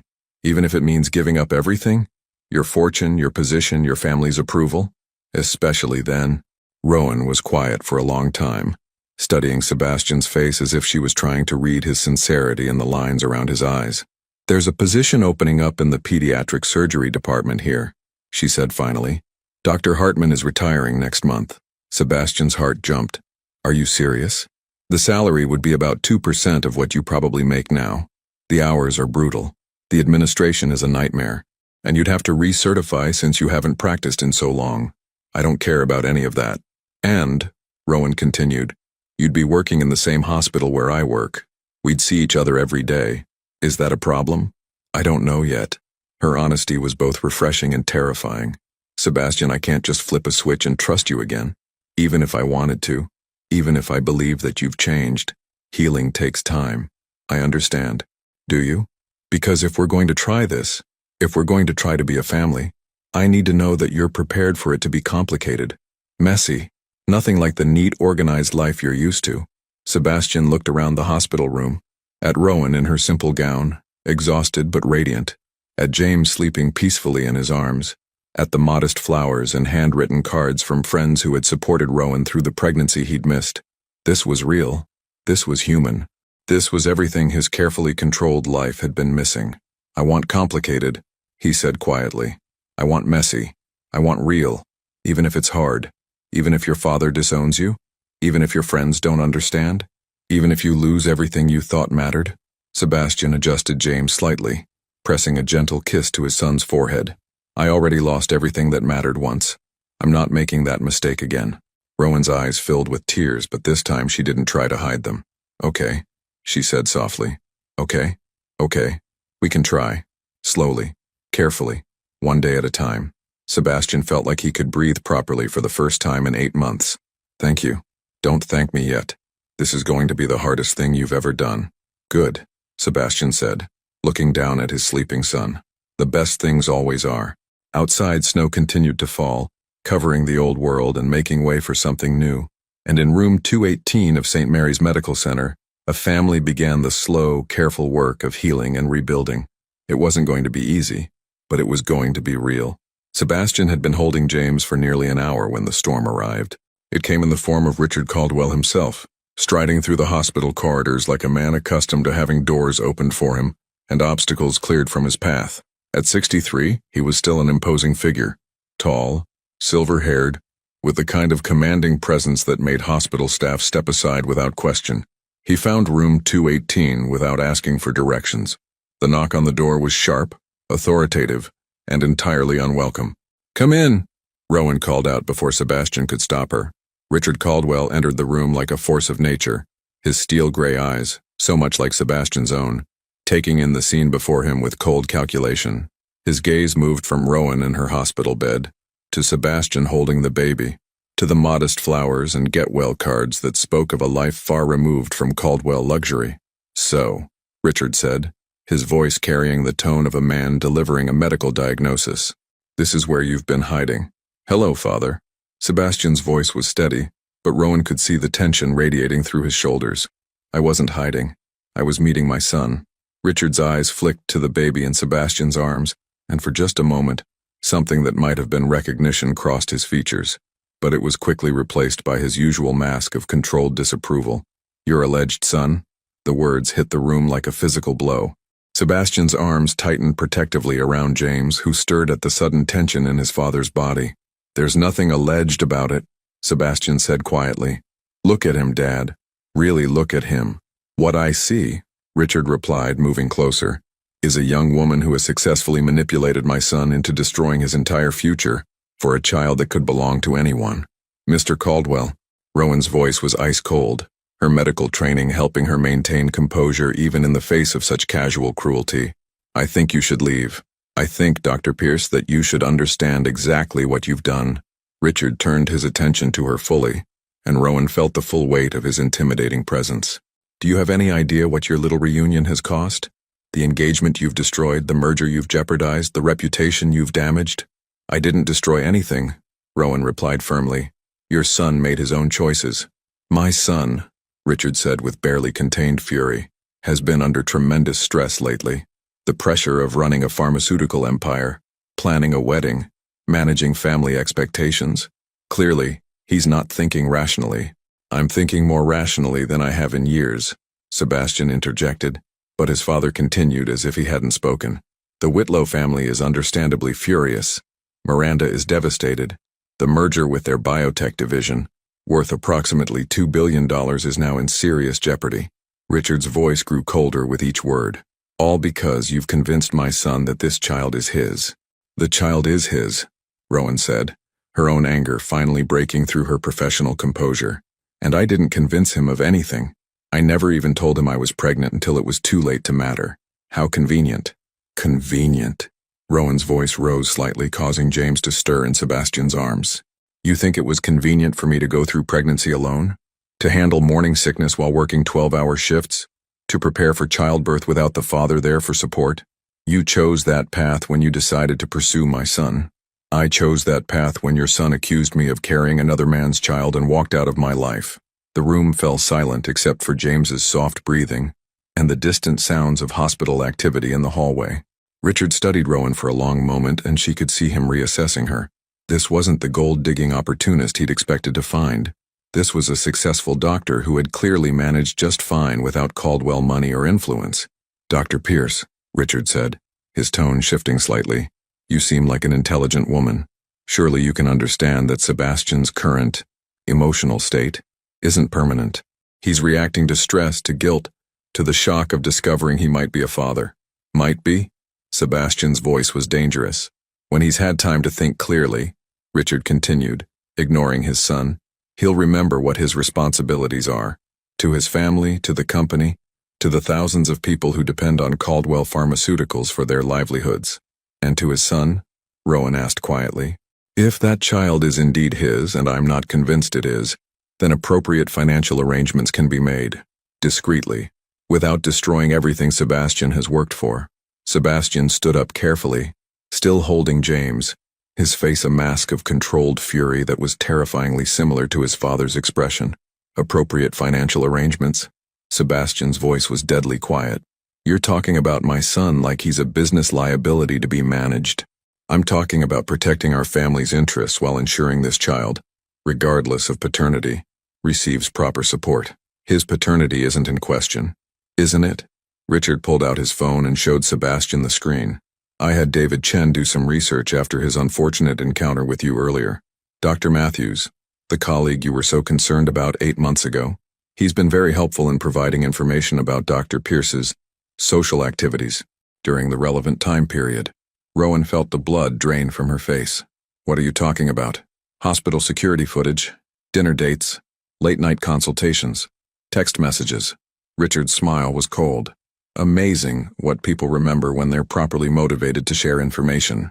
Sebastian stared at his father, pieces of a larger puzzle clicking into place. You orchestrated everything, not just the photos that didn't exist. You created an entire narrative. I protected this family from a fortune hunter. She's a doctor, she doesn't need our money. Everyone needs something, Sebastian. For Dr. Pierce, it was social elevation, access to circles she could never reach on a resident's salary. That's not true, Rowan said, but her voice lacked its earlier strength. She could see how the situation looked from an outsider's perspective, especially one determined to find fault. Richard sensed her uncertainty and pressed his advantage. Sebastian, think logically. You dated for 2 years, yet she never once mentioned wanting children, never discussed marriage seriously. Then suddenly, when your relationship is rocky, she announces a pregnancy. Our relationship wasn't rocky, wasn't it? You'd been fighting about your different backgrounds, your incompatible goals. Your mother mentioned how stressed you seemed during family dinners. Sebastian felt doubt creeping in despite himself. Had there been signs he'd missed? Had Rowan been playing a longer game than he'd realized? Rowan saw the uncertainty in Sebastian's eyes and felt her heart break all over again. After everything they'd shared in this room, after his declarations of love and commitment, he was still capable of doubt when his father applied the right pressure. Sebastian, she said quietly, if you have questions about James's paternity, we can do a DNA test. Right now if you want. That won't be necessary, Sebastian said, but his voice lacked the conviction it had held an hour earlier. Won't it? Richard's voice was smooth. Surely for everyone's peace of mind. Yes, Rowan interrupted, her voice growing stronger. Let's do it. Let's settle this once and for all. She reached for the phone beside her bed and dialed the nurse's station. This is Dr. Pierce in room 218. I need to request a paternity test for my son. Immediately. The room fell silent as they waited for a nurse to arrive with the necessary supplies. James, oblivious to the drama surrounding him, slept peacefully in his father's increasingly tense arms. This is ridiculous, Sebastian muttered, but he didn't stop the process. A young nurse arrived with a DNA testing kit, explaining the simple cheek swab procedure that would provide results within hours. Sebastian submitted to the test with visible reluctance, as if participating was somehow a betrayal of the trust he'd been rebuilding with Rowan. "There," Rowan said as the nurse left with the samples. "In a few hours we'll have scientific proof of what I've been telling you all along." "And when the results confirm what I've suspected?" Richard asked calmly. "Then you'll owe Dr. Pierce an apology," Sebastian said, but his voice lacked conviction. Richard smiled. "And if they don't? If this child proves to be the product of one of Dr. Pierce's other relationships? What then, Sebastian?" The question hung in the air like poison. Sebastian looked down at James, searching the baby's sleeping face for absolute certainty that seemed just out of reach. The gray eyes, the nose shape, the way the baby's hand curled around Sebastian's finger. It all seemed so obvious before his father arrived. "But now, the results will show he's yours," Rowan said quietly, but Sebastian could hear the hurt in her voice. Hurt that he still needed proof, hurt that his father's words could shake his faith so easily. "I'm sure they will," Sebastian replied, but the words felt hollow. Richard Caldwell smiled, recognizing that he'd successfully planted seeds of doubt that would continue growing regardless of what the test results showed. "Well then," he said, straightening his expensive coat, "I suppose we'll know soon enough. Sebastian, when you're ready to discuss this situation rationally, I'll be at the office." He paused at the door, turning back for one final assault. "Oh, and Dr. Pierce? Regardless of what those test results show, I want you to understand something very clearly. If you think you can use this child, whoever his father may be, to manipulate my son into abandoning his responsibilities, you're gravely mistaken. I'm not trying to manipulate anyone. The Caldwell family protects its own. We always have, and we don't respond well to threats." With that, Richard left, leaving behind a room that felt poisoned by suspicion and doubt. Sebastian continued holding James, but something fundamental had shifted. The easy intimacy of the previous hour had been replaced by tension and uncertainty. "Sebastian," Rowan said softly, "you know he's yours." "Yes," Sebastian replied, but his voice was hollow. "I do know that." But even as he said the words, Rowan could see the damage Richard had done. The carefully rebuilt trust between them was cracking under the weight of deliberately planted doubts. And James, innocent and unaware, slept in his father's arms while his future hung in the balance of a test that would prove what love should have made unnecessary. 3 hours felt like 3 years. Sebastian sat in the hospital cafeteria, staring at a cup of coffee that had gone cold an hour ago. He'd left Rowan's room after the tension became unbearable, every word between them careful, measured, loaded with the weight of doubt that his father had so expertly planted. The waiting was agony. Rowan had insisted on the DNA test to clear the air once and for all, but Sebastian knew that some damage couldn't be undone by science. The fact that he'd needed proof, that his father's manipulation had worked even after everything they'd shared, was a betrayal that would be hard to forgive. His phone buzzed constantly. Messages from his assistant, calls from business partners, texts from society friends who'd heard about the broken engagement. The Caldwell scandal was spreading through Manhattan's elite circles like wildfire, but Sebastian ignored it all. At 4:47 p.m., Dr. Foster found him in the cafeteria. "Sebastian?" Her voice was gentle. "The results are in." His heart hammered against his ribs as he followed her through the hospital corridors. With each step, he felt like he was walking toward either redemption or disaster. When they reached room 218, Sebastian found Elizabeth Pierce sitting beside her daughter's bed, holding James while Rowan dozed fitfully. The older woman looked up as they entered, her expression unreadable. "Where have you been?" Elizabeth asked quietly. "Rowan's been asking for you. I needed some air." Sebastian's voice was hoarse. "Is she—" "She's hurt, Sebastian. And exhausted. This kind of stress isn't good for a woman who just gave birth." The guilt hit him like a physical blow. While he'd been wallowing in doubt downstairs, Rowan had been dealing with the aftermath of his father's psychological warfare alone. Dr. Foster cleared her throat softly. "I have the paternity test results." Rowan's eyes opened immediately, any trace of sleep vanishing. Sebastian moved closer to her bed, his hands shaking slightly. "The test confirms," Dr. Foster said simply, "that Sebastian Caldwell is indeed the biological father of James Oliver Pierce. The probability is 99.97%. The silence that followed was deafening. Sebastian felt his knees go weak. He'd known, somewhere deep in his heart he'd known, but hearing the scientific confirmation felt like a weight lifting from his chest and settling there at the same time. "I'm sorry," he whispered, looking at Rowan. "God, Rowan, I'm so sorry." But Rowan's expression wasn't one of triumph or relief. It was exhausted sadness. "Are you?" she asked quietly. "Are you really sorry, Sebastian? Or are you just relieved that you don't have to choose between believing me and believing your father?"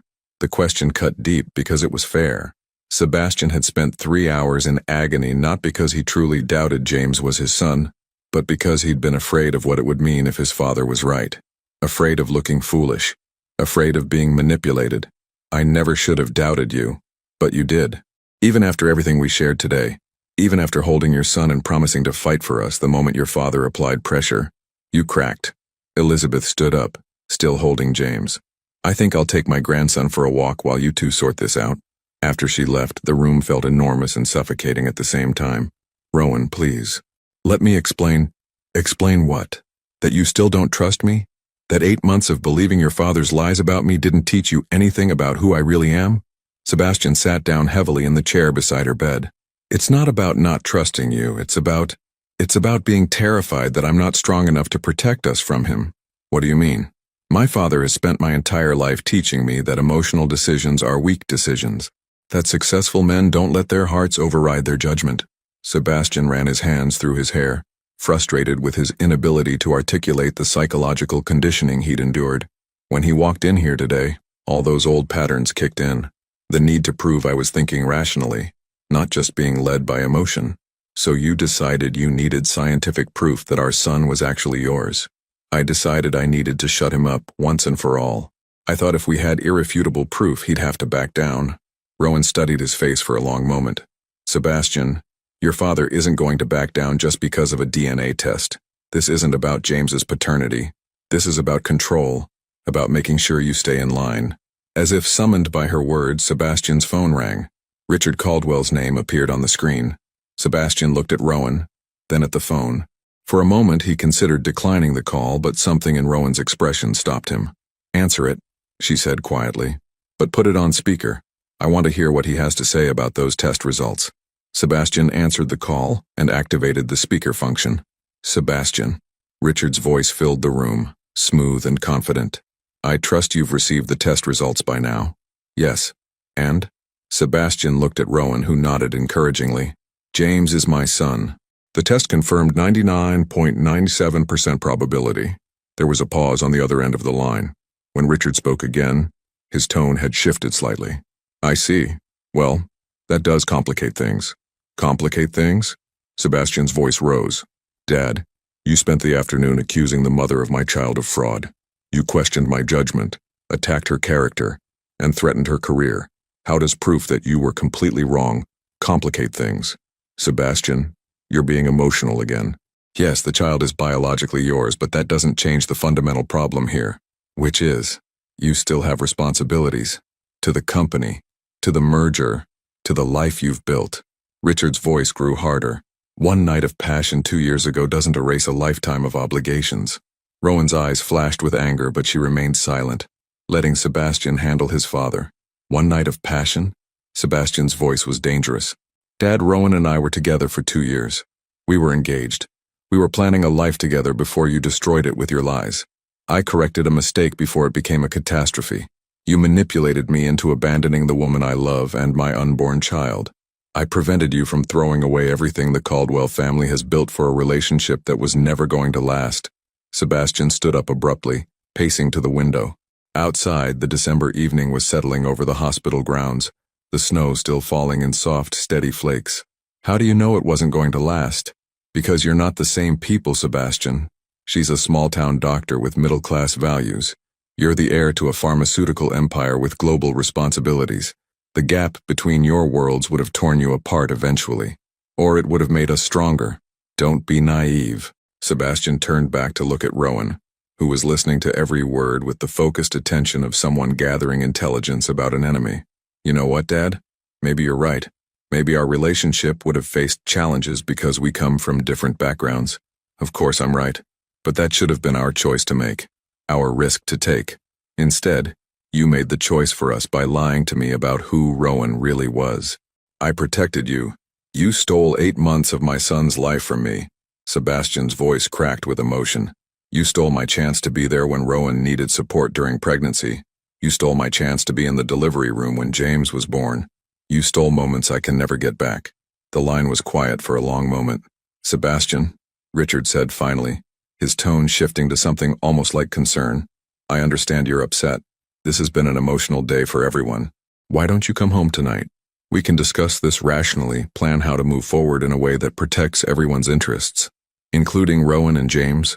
Of course, appropriate arrangements can be made for the child's support and education, the best schools, proper medical care, perhaps a trust fund that kicks in when he reaches adulthood. Sebastian looked at Rowan, whose expression had grown cold. And what about Rowan? What appropriate arrangements did you have in mind for her? Dr. Pierce is a capable professional.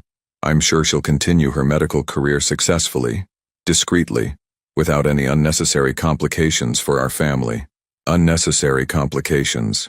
Sebastian repeated the phrase slowly.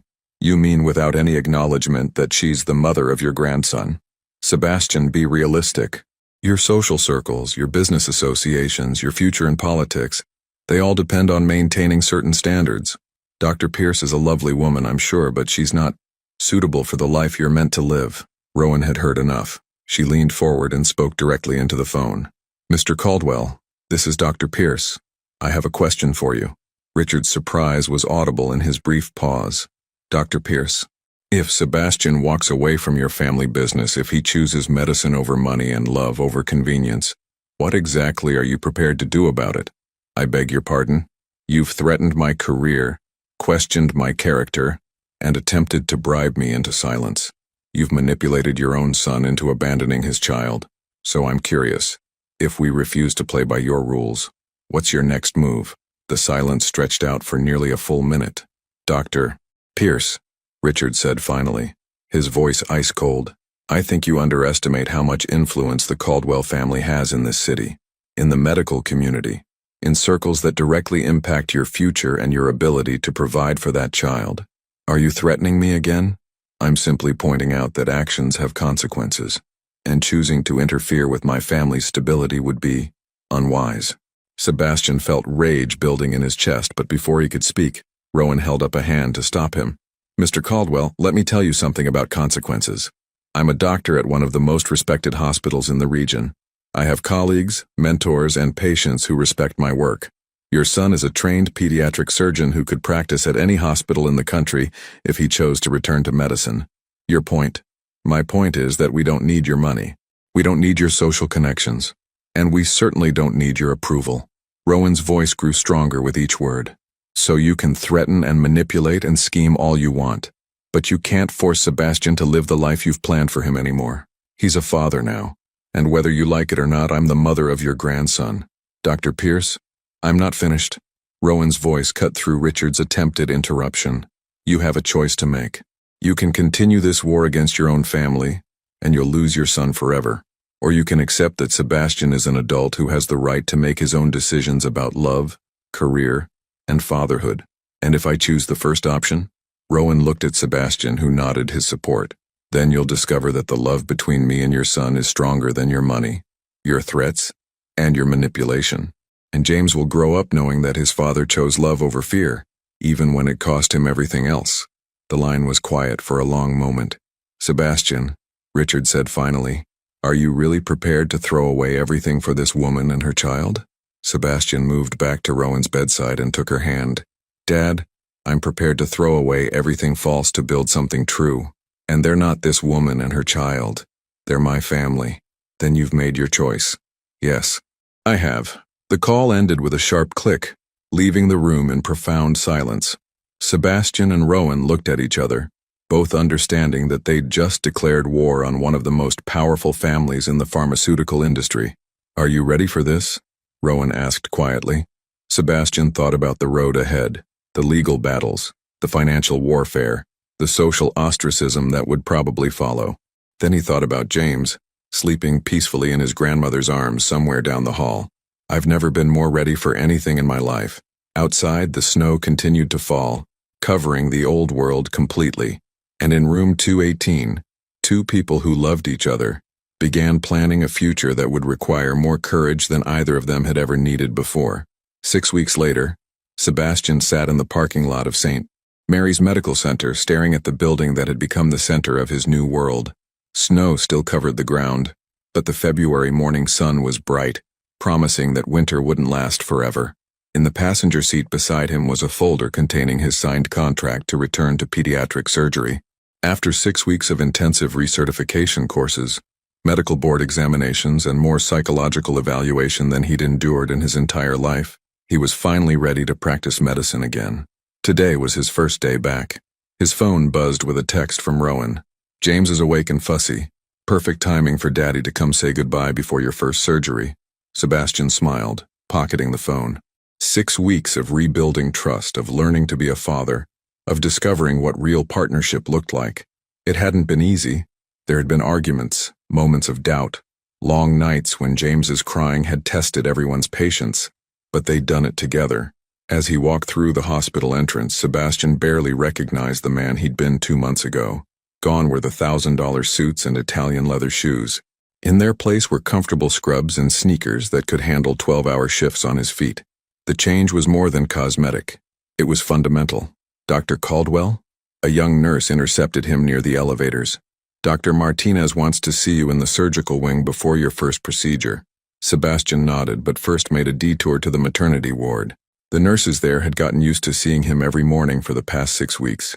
First as a new father learning how to change diapers and interpret different types of crying, and now as their newest colleague. Room 218 was no longer Rowan's. She'd been discharged days after James's birth, but Sebastian still thought of it as the place where his real life had begun.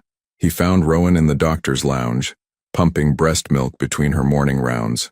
She looked up as he entered, her face lighting up with the smile that still made his chest tighten with love. "Ready for your first day back?" she asked, efficiently packing the milk into small storage containers. "Terrified," Sebastian admitted. "It's been 8 years since I've held a scalpel. It'll come back to you like riding a bicycle." She stood and straightened his scrub top, a gesture so domestic and natural that it still amazed him. "Just remember, you're not saving the world today. You're helping one child at a time. How's James this morning?" "Demanding breakfast at 5 a.m. as usual. Mom took him for a walk around the ward to let the night staff say hello." Rowan paused, studying Sebastian's face. "Are you having second thoughts? About any of this?" It was a question she'd asked several times over the past 6 weeks, and Sebastian understood why. The transition hadn't been seamless. There had been moments when the magnitude of what he'd given up hit him like a physical blow. Not the money, which he'd never really needed, but the sense of purpose that had come from running a major corporation. The feeling that his decisions affected thousands of people. "No second thoughts," he said firmly. "But I do have something to tell you." Rowan's expression grew cautious. "What?" "My father called yesterday." The tension in her shoulders was immediate. Richard Caldwell had been notably absent from their lives since that devastating phone call 6 weeks ago, but his influence was still felt. Sebastian's trust fund had been frozen. His position at Caldwell Pharmaceuticals had been officially terminated. Most of his former friends had stopped returning calls. What did he want? To make one final offer.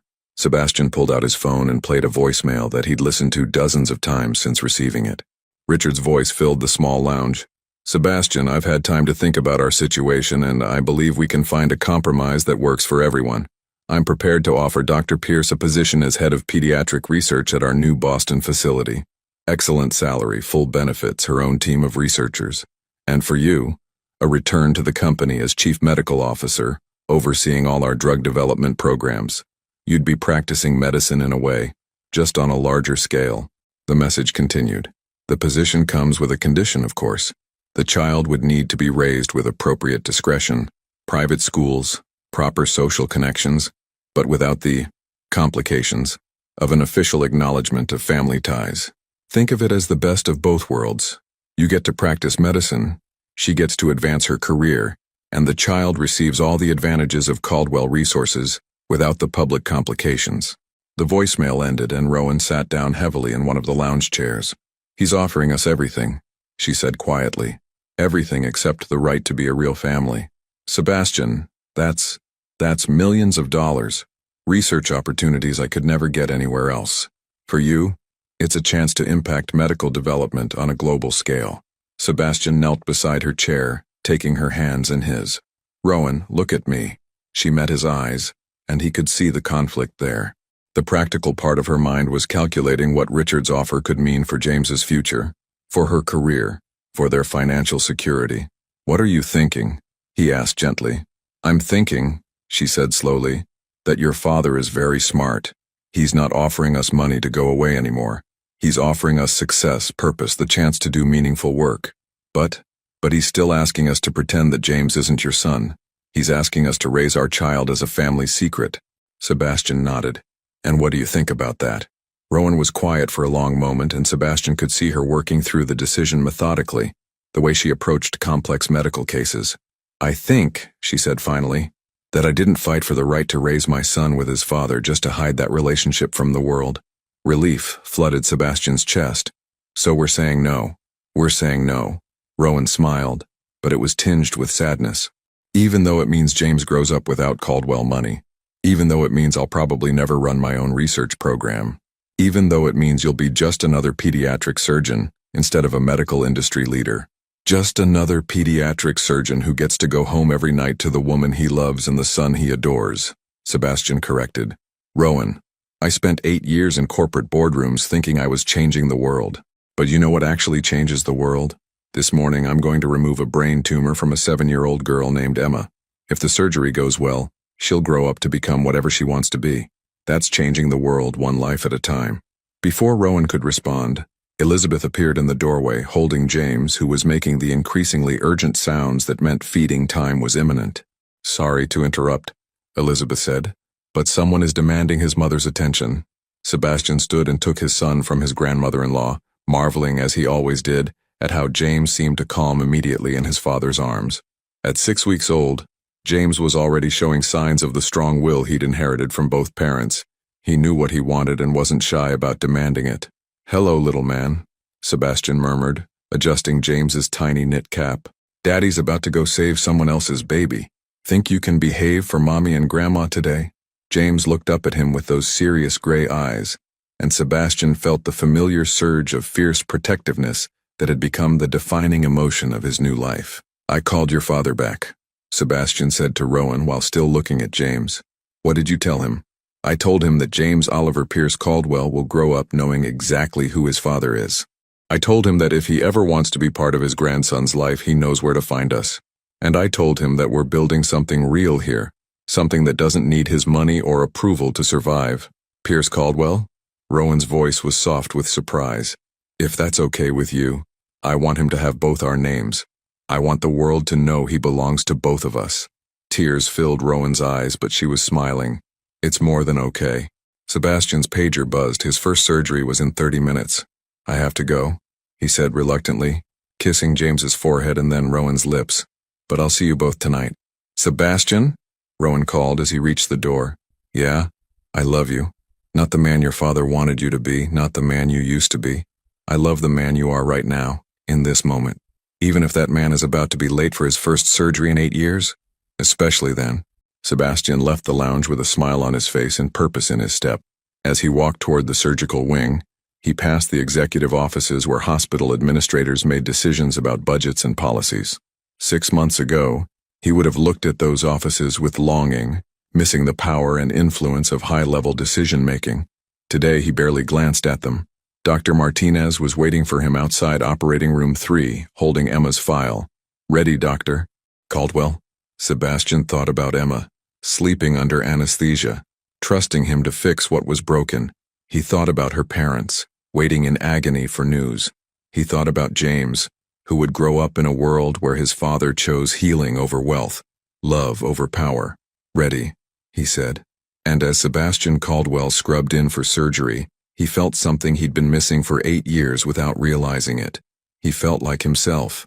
2 hours later, when he emerged from the operating room to tell Emma's parents that the surgery had been successful, that their daughter would make a full recovery, Sebastian understood that he'd found his way back to the man Rowan had fallen in love with. The man who believed that some things were worth more than money. The man who knew that love, once found, was worth fighting for no matter the cost.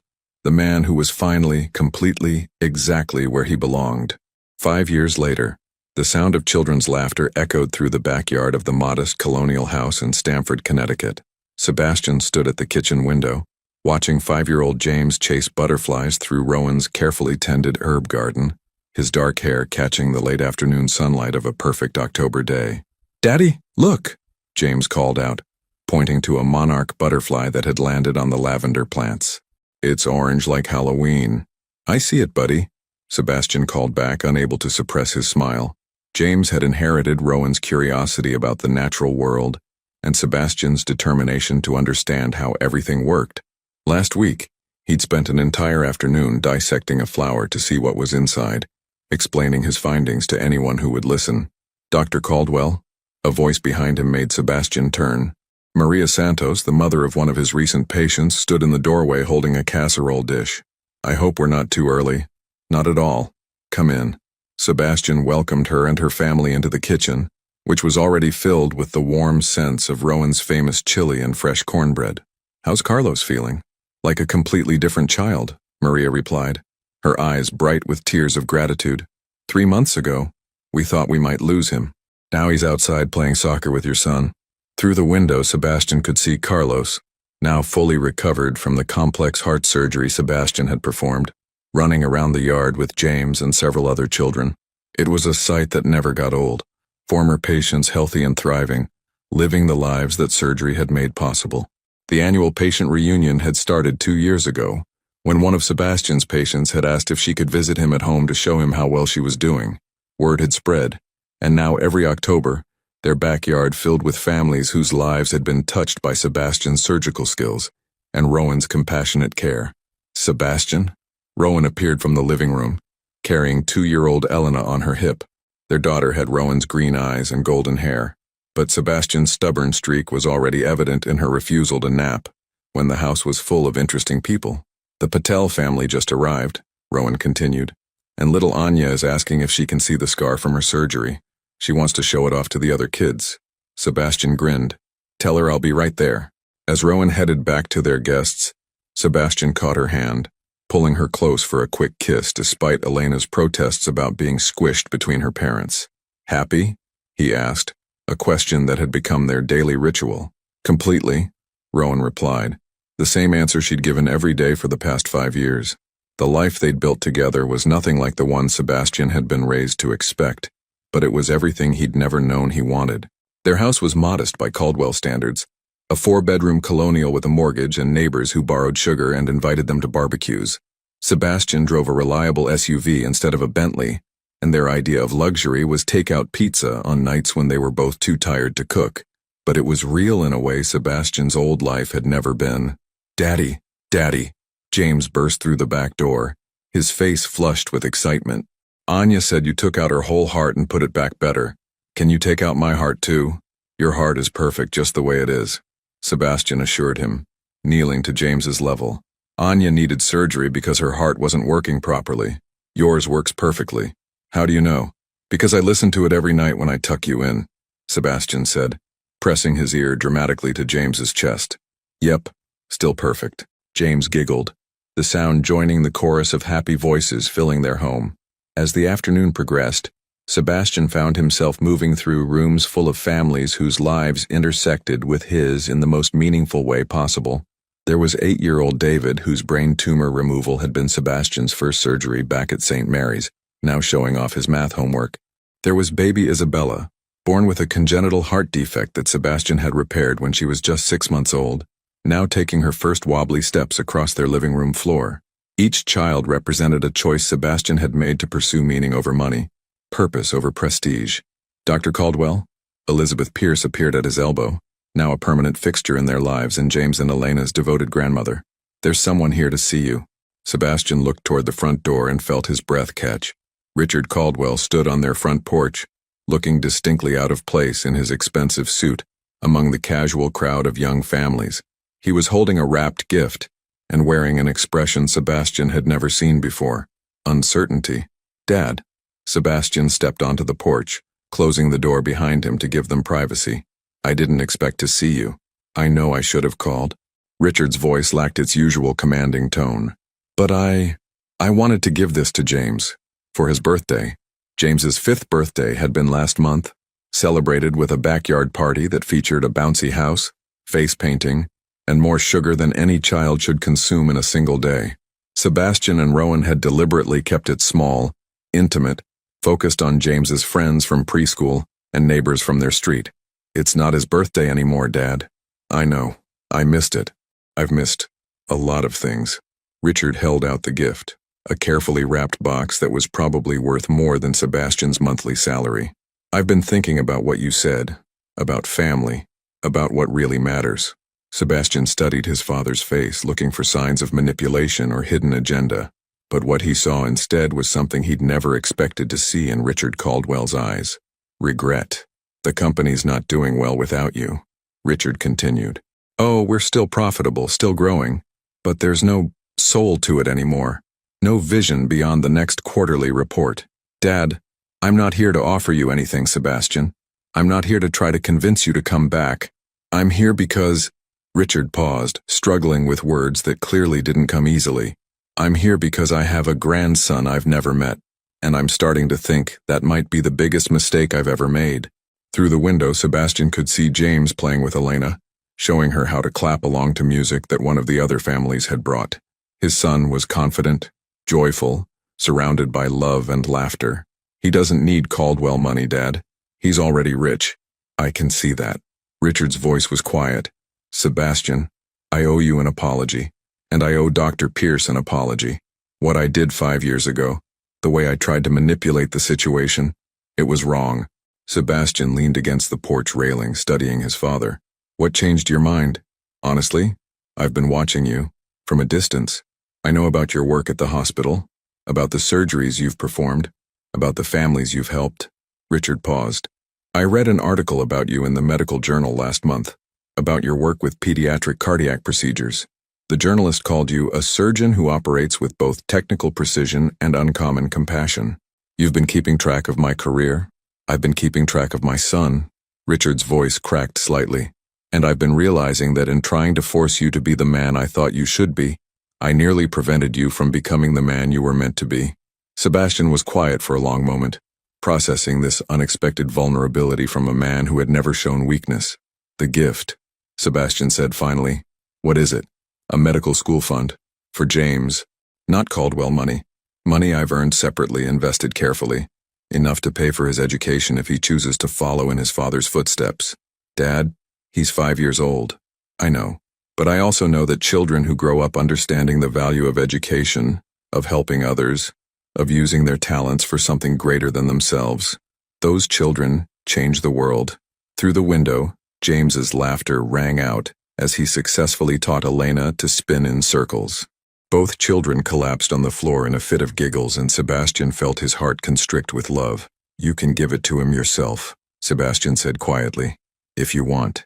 Richard's eyes widened with surprise and hope. Are you sure? I'm sure that James deserves to know his grandfather. I'm sure that families are complicated, messy, sometimes broken, but worth fighting for. Sebastian paused. And I'm sure that Rowan will want to meet the man who raised the father of her children. Her children. Plural. Sebastian smiled. Elena is 2 years old. She has your eyes and Rowan's stubborn streak. She also has an alarming ability to escape from any child-proof lock we install. I have a granddaughter. You have 2 grandchildren, Dad. If you want them. Richard nodded, unable to speak for a moment. When he finally found his voice, it was rough with emotion. I would like that very much. Sebastian opened the front door, and the sounds of their happy, chaotic life spilled out onto the porch. Richard followed him inside, where he was immediately confronted with everything his world of formal dinners and business meetings had never included. Children running through the hallway, parents comparing notes about sleepless nights and preschool dramas, teenagers helping serve food while texting friends. James, Sebastian called to his son, who was showing another child his collection of toy stethoscopes. Come here, buddy. There's someone I want you to meet. James trotted over, curious and unafraid in the way of children who have always been secure in their parents' love. James, this is your grandfather. My father. James looked up at Richard with those serious gray eyes that were so much like Sebastian's own, and Richard felt his careful composure crumble completely. Hello, James, Richard managed. Are you really my grandpa? James asked with the directness of a 5-year-old. Yes, I am. Do you know how to listen to hearts? What? James grabbed one of his toy stethoscopes and held it out. Daddy taught me. You put this part on someone's chest and listen. Want to try? Richard knelt down to James's level, accepting the toy stethoscope with hands that shook slightly. Show me how. For the next 10 minutes, Sebastian watched his father learn to listen to toy heartbeats under the patient instruction of his 5-year-old grandson. It was a sight he never could have imagined. Richard Caldwell, pharmaceutical empire builder and manipulator of lives, sitting cross-legged on a living room floor while a small boy explained the proper technique for pretend cardiac examination. Richard? Rowan appeared beside Sebastian. Elena balanced on her hip. I'm glad you came. Richard stood, still holding the toy stethoscope, and faced the woman whose life he'd tried to destroy 5 years ago. Dr. Pierce, I owe you an enormous apology. Yes, you do, Rowan agreed calmly. But apologies are only meaningful if they come with changed behavior. I understand that, and I hope I'll have the chance to prove that I've learned from my mistakes. Elena chose that moment to reach toward Richard, fascinated by his silver hair and expensive watch. Without thinking, Richard shifted to make it easier for the toddler to examine his watch chain, and Sebastian saw his father's expression soften in a way he'd never witnessed before. This is Elena, Rowan said, allowing Richard to hold his granddaughter for the first time. Hello, Elena, Richard whispered, and Sebastian could hear years of regret and hope tangled together in his father's voice. Elena babbled something incomprehensible but enthusiastic, and Richard actually smiled. Not the calculated smile Sebastian remembered from business meetings, but something genuine and warm. She likes you, James observed. She doesn't like everybody. She cried when Mr. Peterson from next door tried to hold her. Did she? Richard asked, clearly charmed. Yeah, but she likes you. That means you're okay. As the afternoon wound down and families began to leave, Richard found himself reluctant to go. He'd spent hours listening to James's explanations about butterflies and playground politics, had helped Elena stack blocks and knock them down, and had even been recruited to help Rowan serve dessert. This is what happiness looks like, he said to Sebastian as they stood on the porch again, watching the last guests drive away. This is what love looks like, Sebastian corrected. Messy, complicated, imperfect love. I spent so many years trying to control outcomes, trying to engineer perfect solutions to complex problems. Richard paused. I never understood that the best things in life can't be controlled. They can only be embraced. Dad, if you want to be part of this, really part of it, you need to understand that we're not going to change our lives to accommodate yours. We're not moving back to Manhattan or joining country clubs or attending charity galas. This is who we are now. I wouldn't want you to change, Richard said firmly. Sebastian, you've built something here that I spent my entire life thinking was impossible. You've built a life that matters, a family that's genuinely happy, a career that changes lives every day. It's not perfect, we struggle with money sometimes. The house needs repairs we can't afford. Rowan and I both work long hours and we're always exhausted. But you're happy. Sebastian looked through the window at his family, Rowan cleaning up the kitchen while singing off-key, James carefully putting his toys away in the designated bins, Elena toddling around the living room with a toy phone pressed to her ear, babbling importantly to no one in particular. Yeah, Dad, we're happy. Richard nodded slowly. Then you've accomplished something I never could. As Richard's car pulled away from their driveway, Sebastian felt a sense of completion he hadn't expected. The war was over, not because anyone had won or lost, but because love had proved stronger than fear, forgiveness more powerful than resentment. How did it go? Rowan asked, appearing beside him with Elena in her arms. Better than I expected. He wants to be part of their lives. And how do you feel about that? Sebastian considered the question seriously. 5 years ago, the thought of Richard Caldwell having access to his children would have terrified him. But the man who had left their house tonight wasn't the same man who had threatened Rowan in a hospital room 5 years ago. I feel like everyone deserves a chance to be better than they used to be, Sebastian said finally. Even my father. Even you? Rowan asked with a smile. Especially me. As they walked back into their house, Sebastian caught sight of himself in the hallway mirror. The reflection showed a man of 43 with laugh lines around his eyes and hands that were permanently stained, with the kind of honest work that saved lives. His hair was grayer than it had been 5 years ago, and he'd never be as wealthy or powerful as he'd once been, but he was exactly who he was supposed to be. Daddy? James appeared at his elbow, holding a book about dinosaurs. Will you read to me? Of course. And Elena too? And Elena too. And Mommy? If Mommy wants to. I always want to, Rowan said, kissing the top of James's head. As they settled into the living room for their nightly reading ritual, Sebastian understood that this was what victory looked like. Not the absence of struggle, but the presence of love strong enough to weather any storm. 5 years ago, he'd thought he was choosing between two different lives. Now he understood that he'd been choosing between fear and courage, control and trust, the safety of emotional distance and the risk of loving completely. He'd chosen love, and every day since, that choice had been validated by moments exactly like this one. His son curled against his side, his daughter playing quietly on the floor, his wife's hand in his, their modest home filled with the kind of contentment that couldn't be bought or inherited or stolen. Outside, snow was beginning to fall again, the first of the season. But inside, their family was warm, safe, and exactly where they belonged. Sometimes, Sebastian thought, as he opened James's dinosaur book, love really was enough. Your participation means a lot to the channel. Please share your thoughts in the comments. Thank you for watching. If you enjoyed the story, please subscribe to our channel and leave a comment below, letting us know what you thought. Your feedback and support mean a lot to us. Stay tuned for more exciting stories.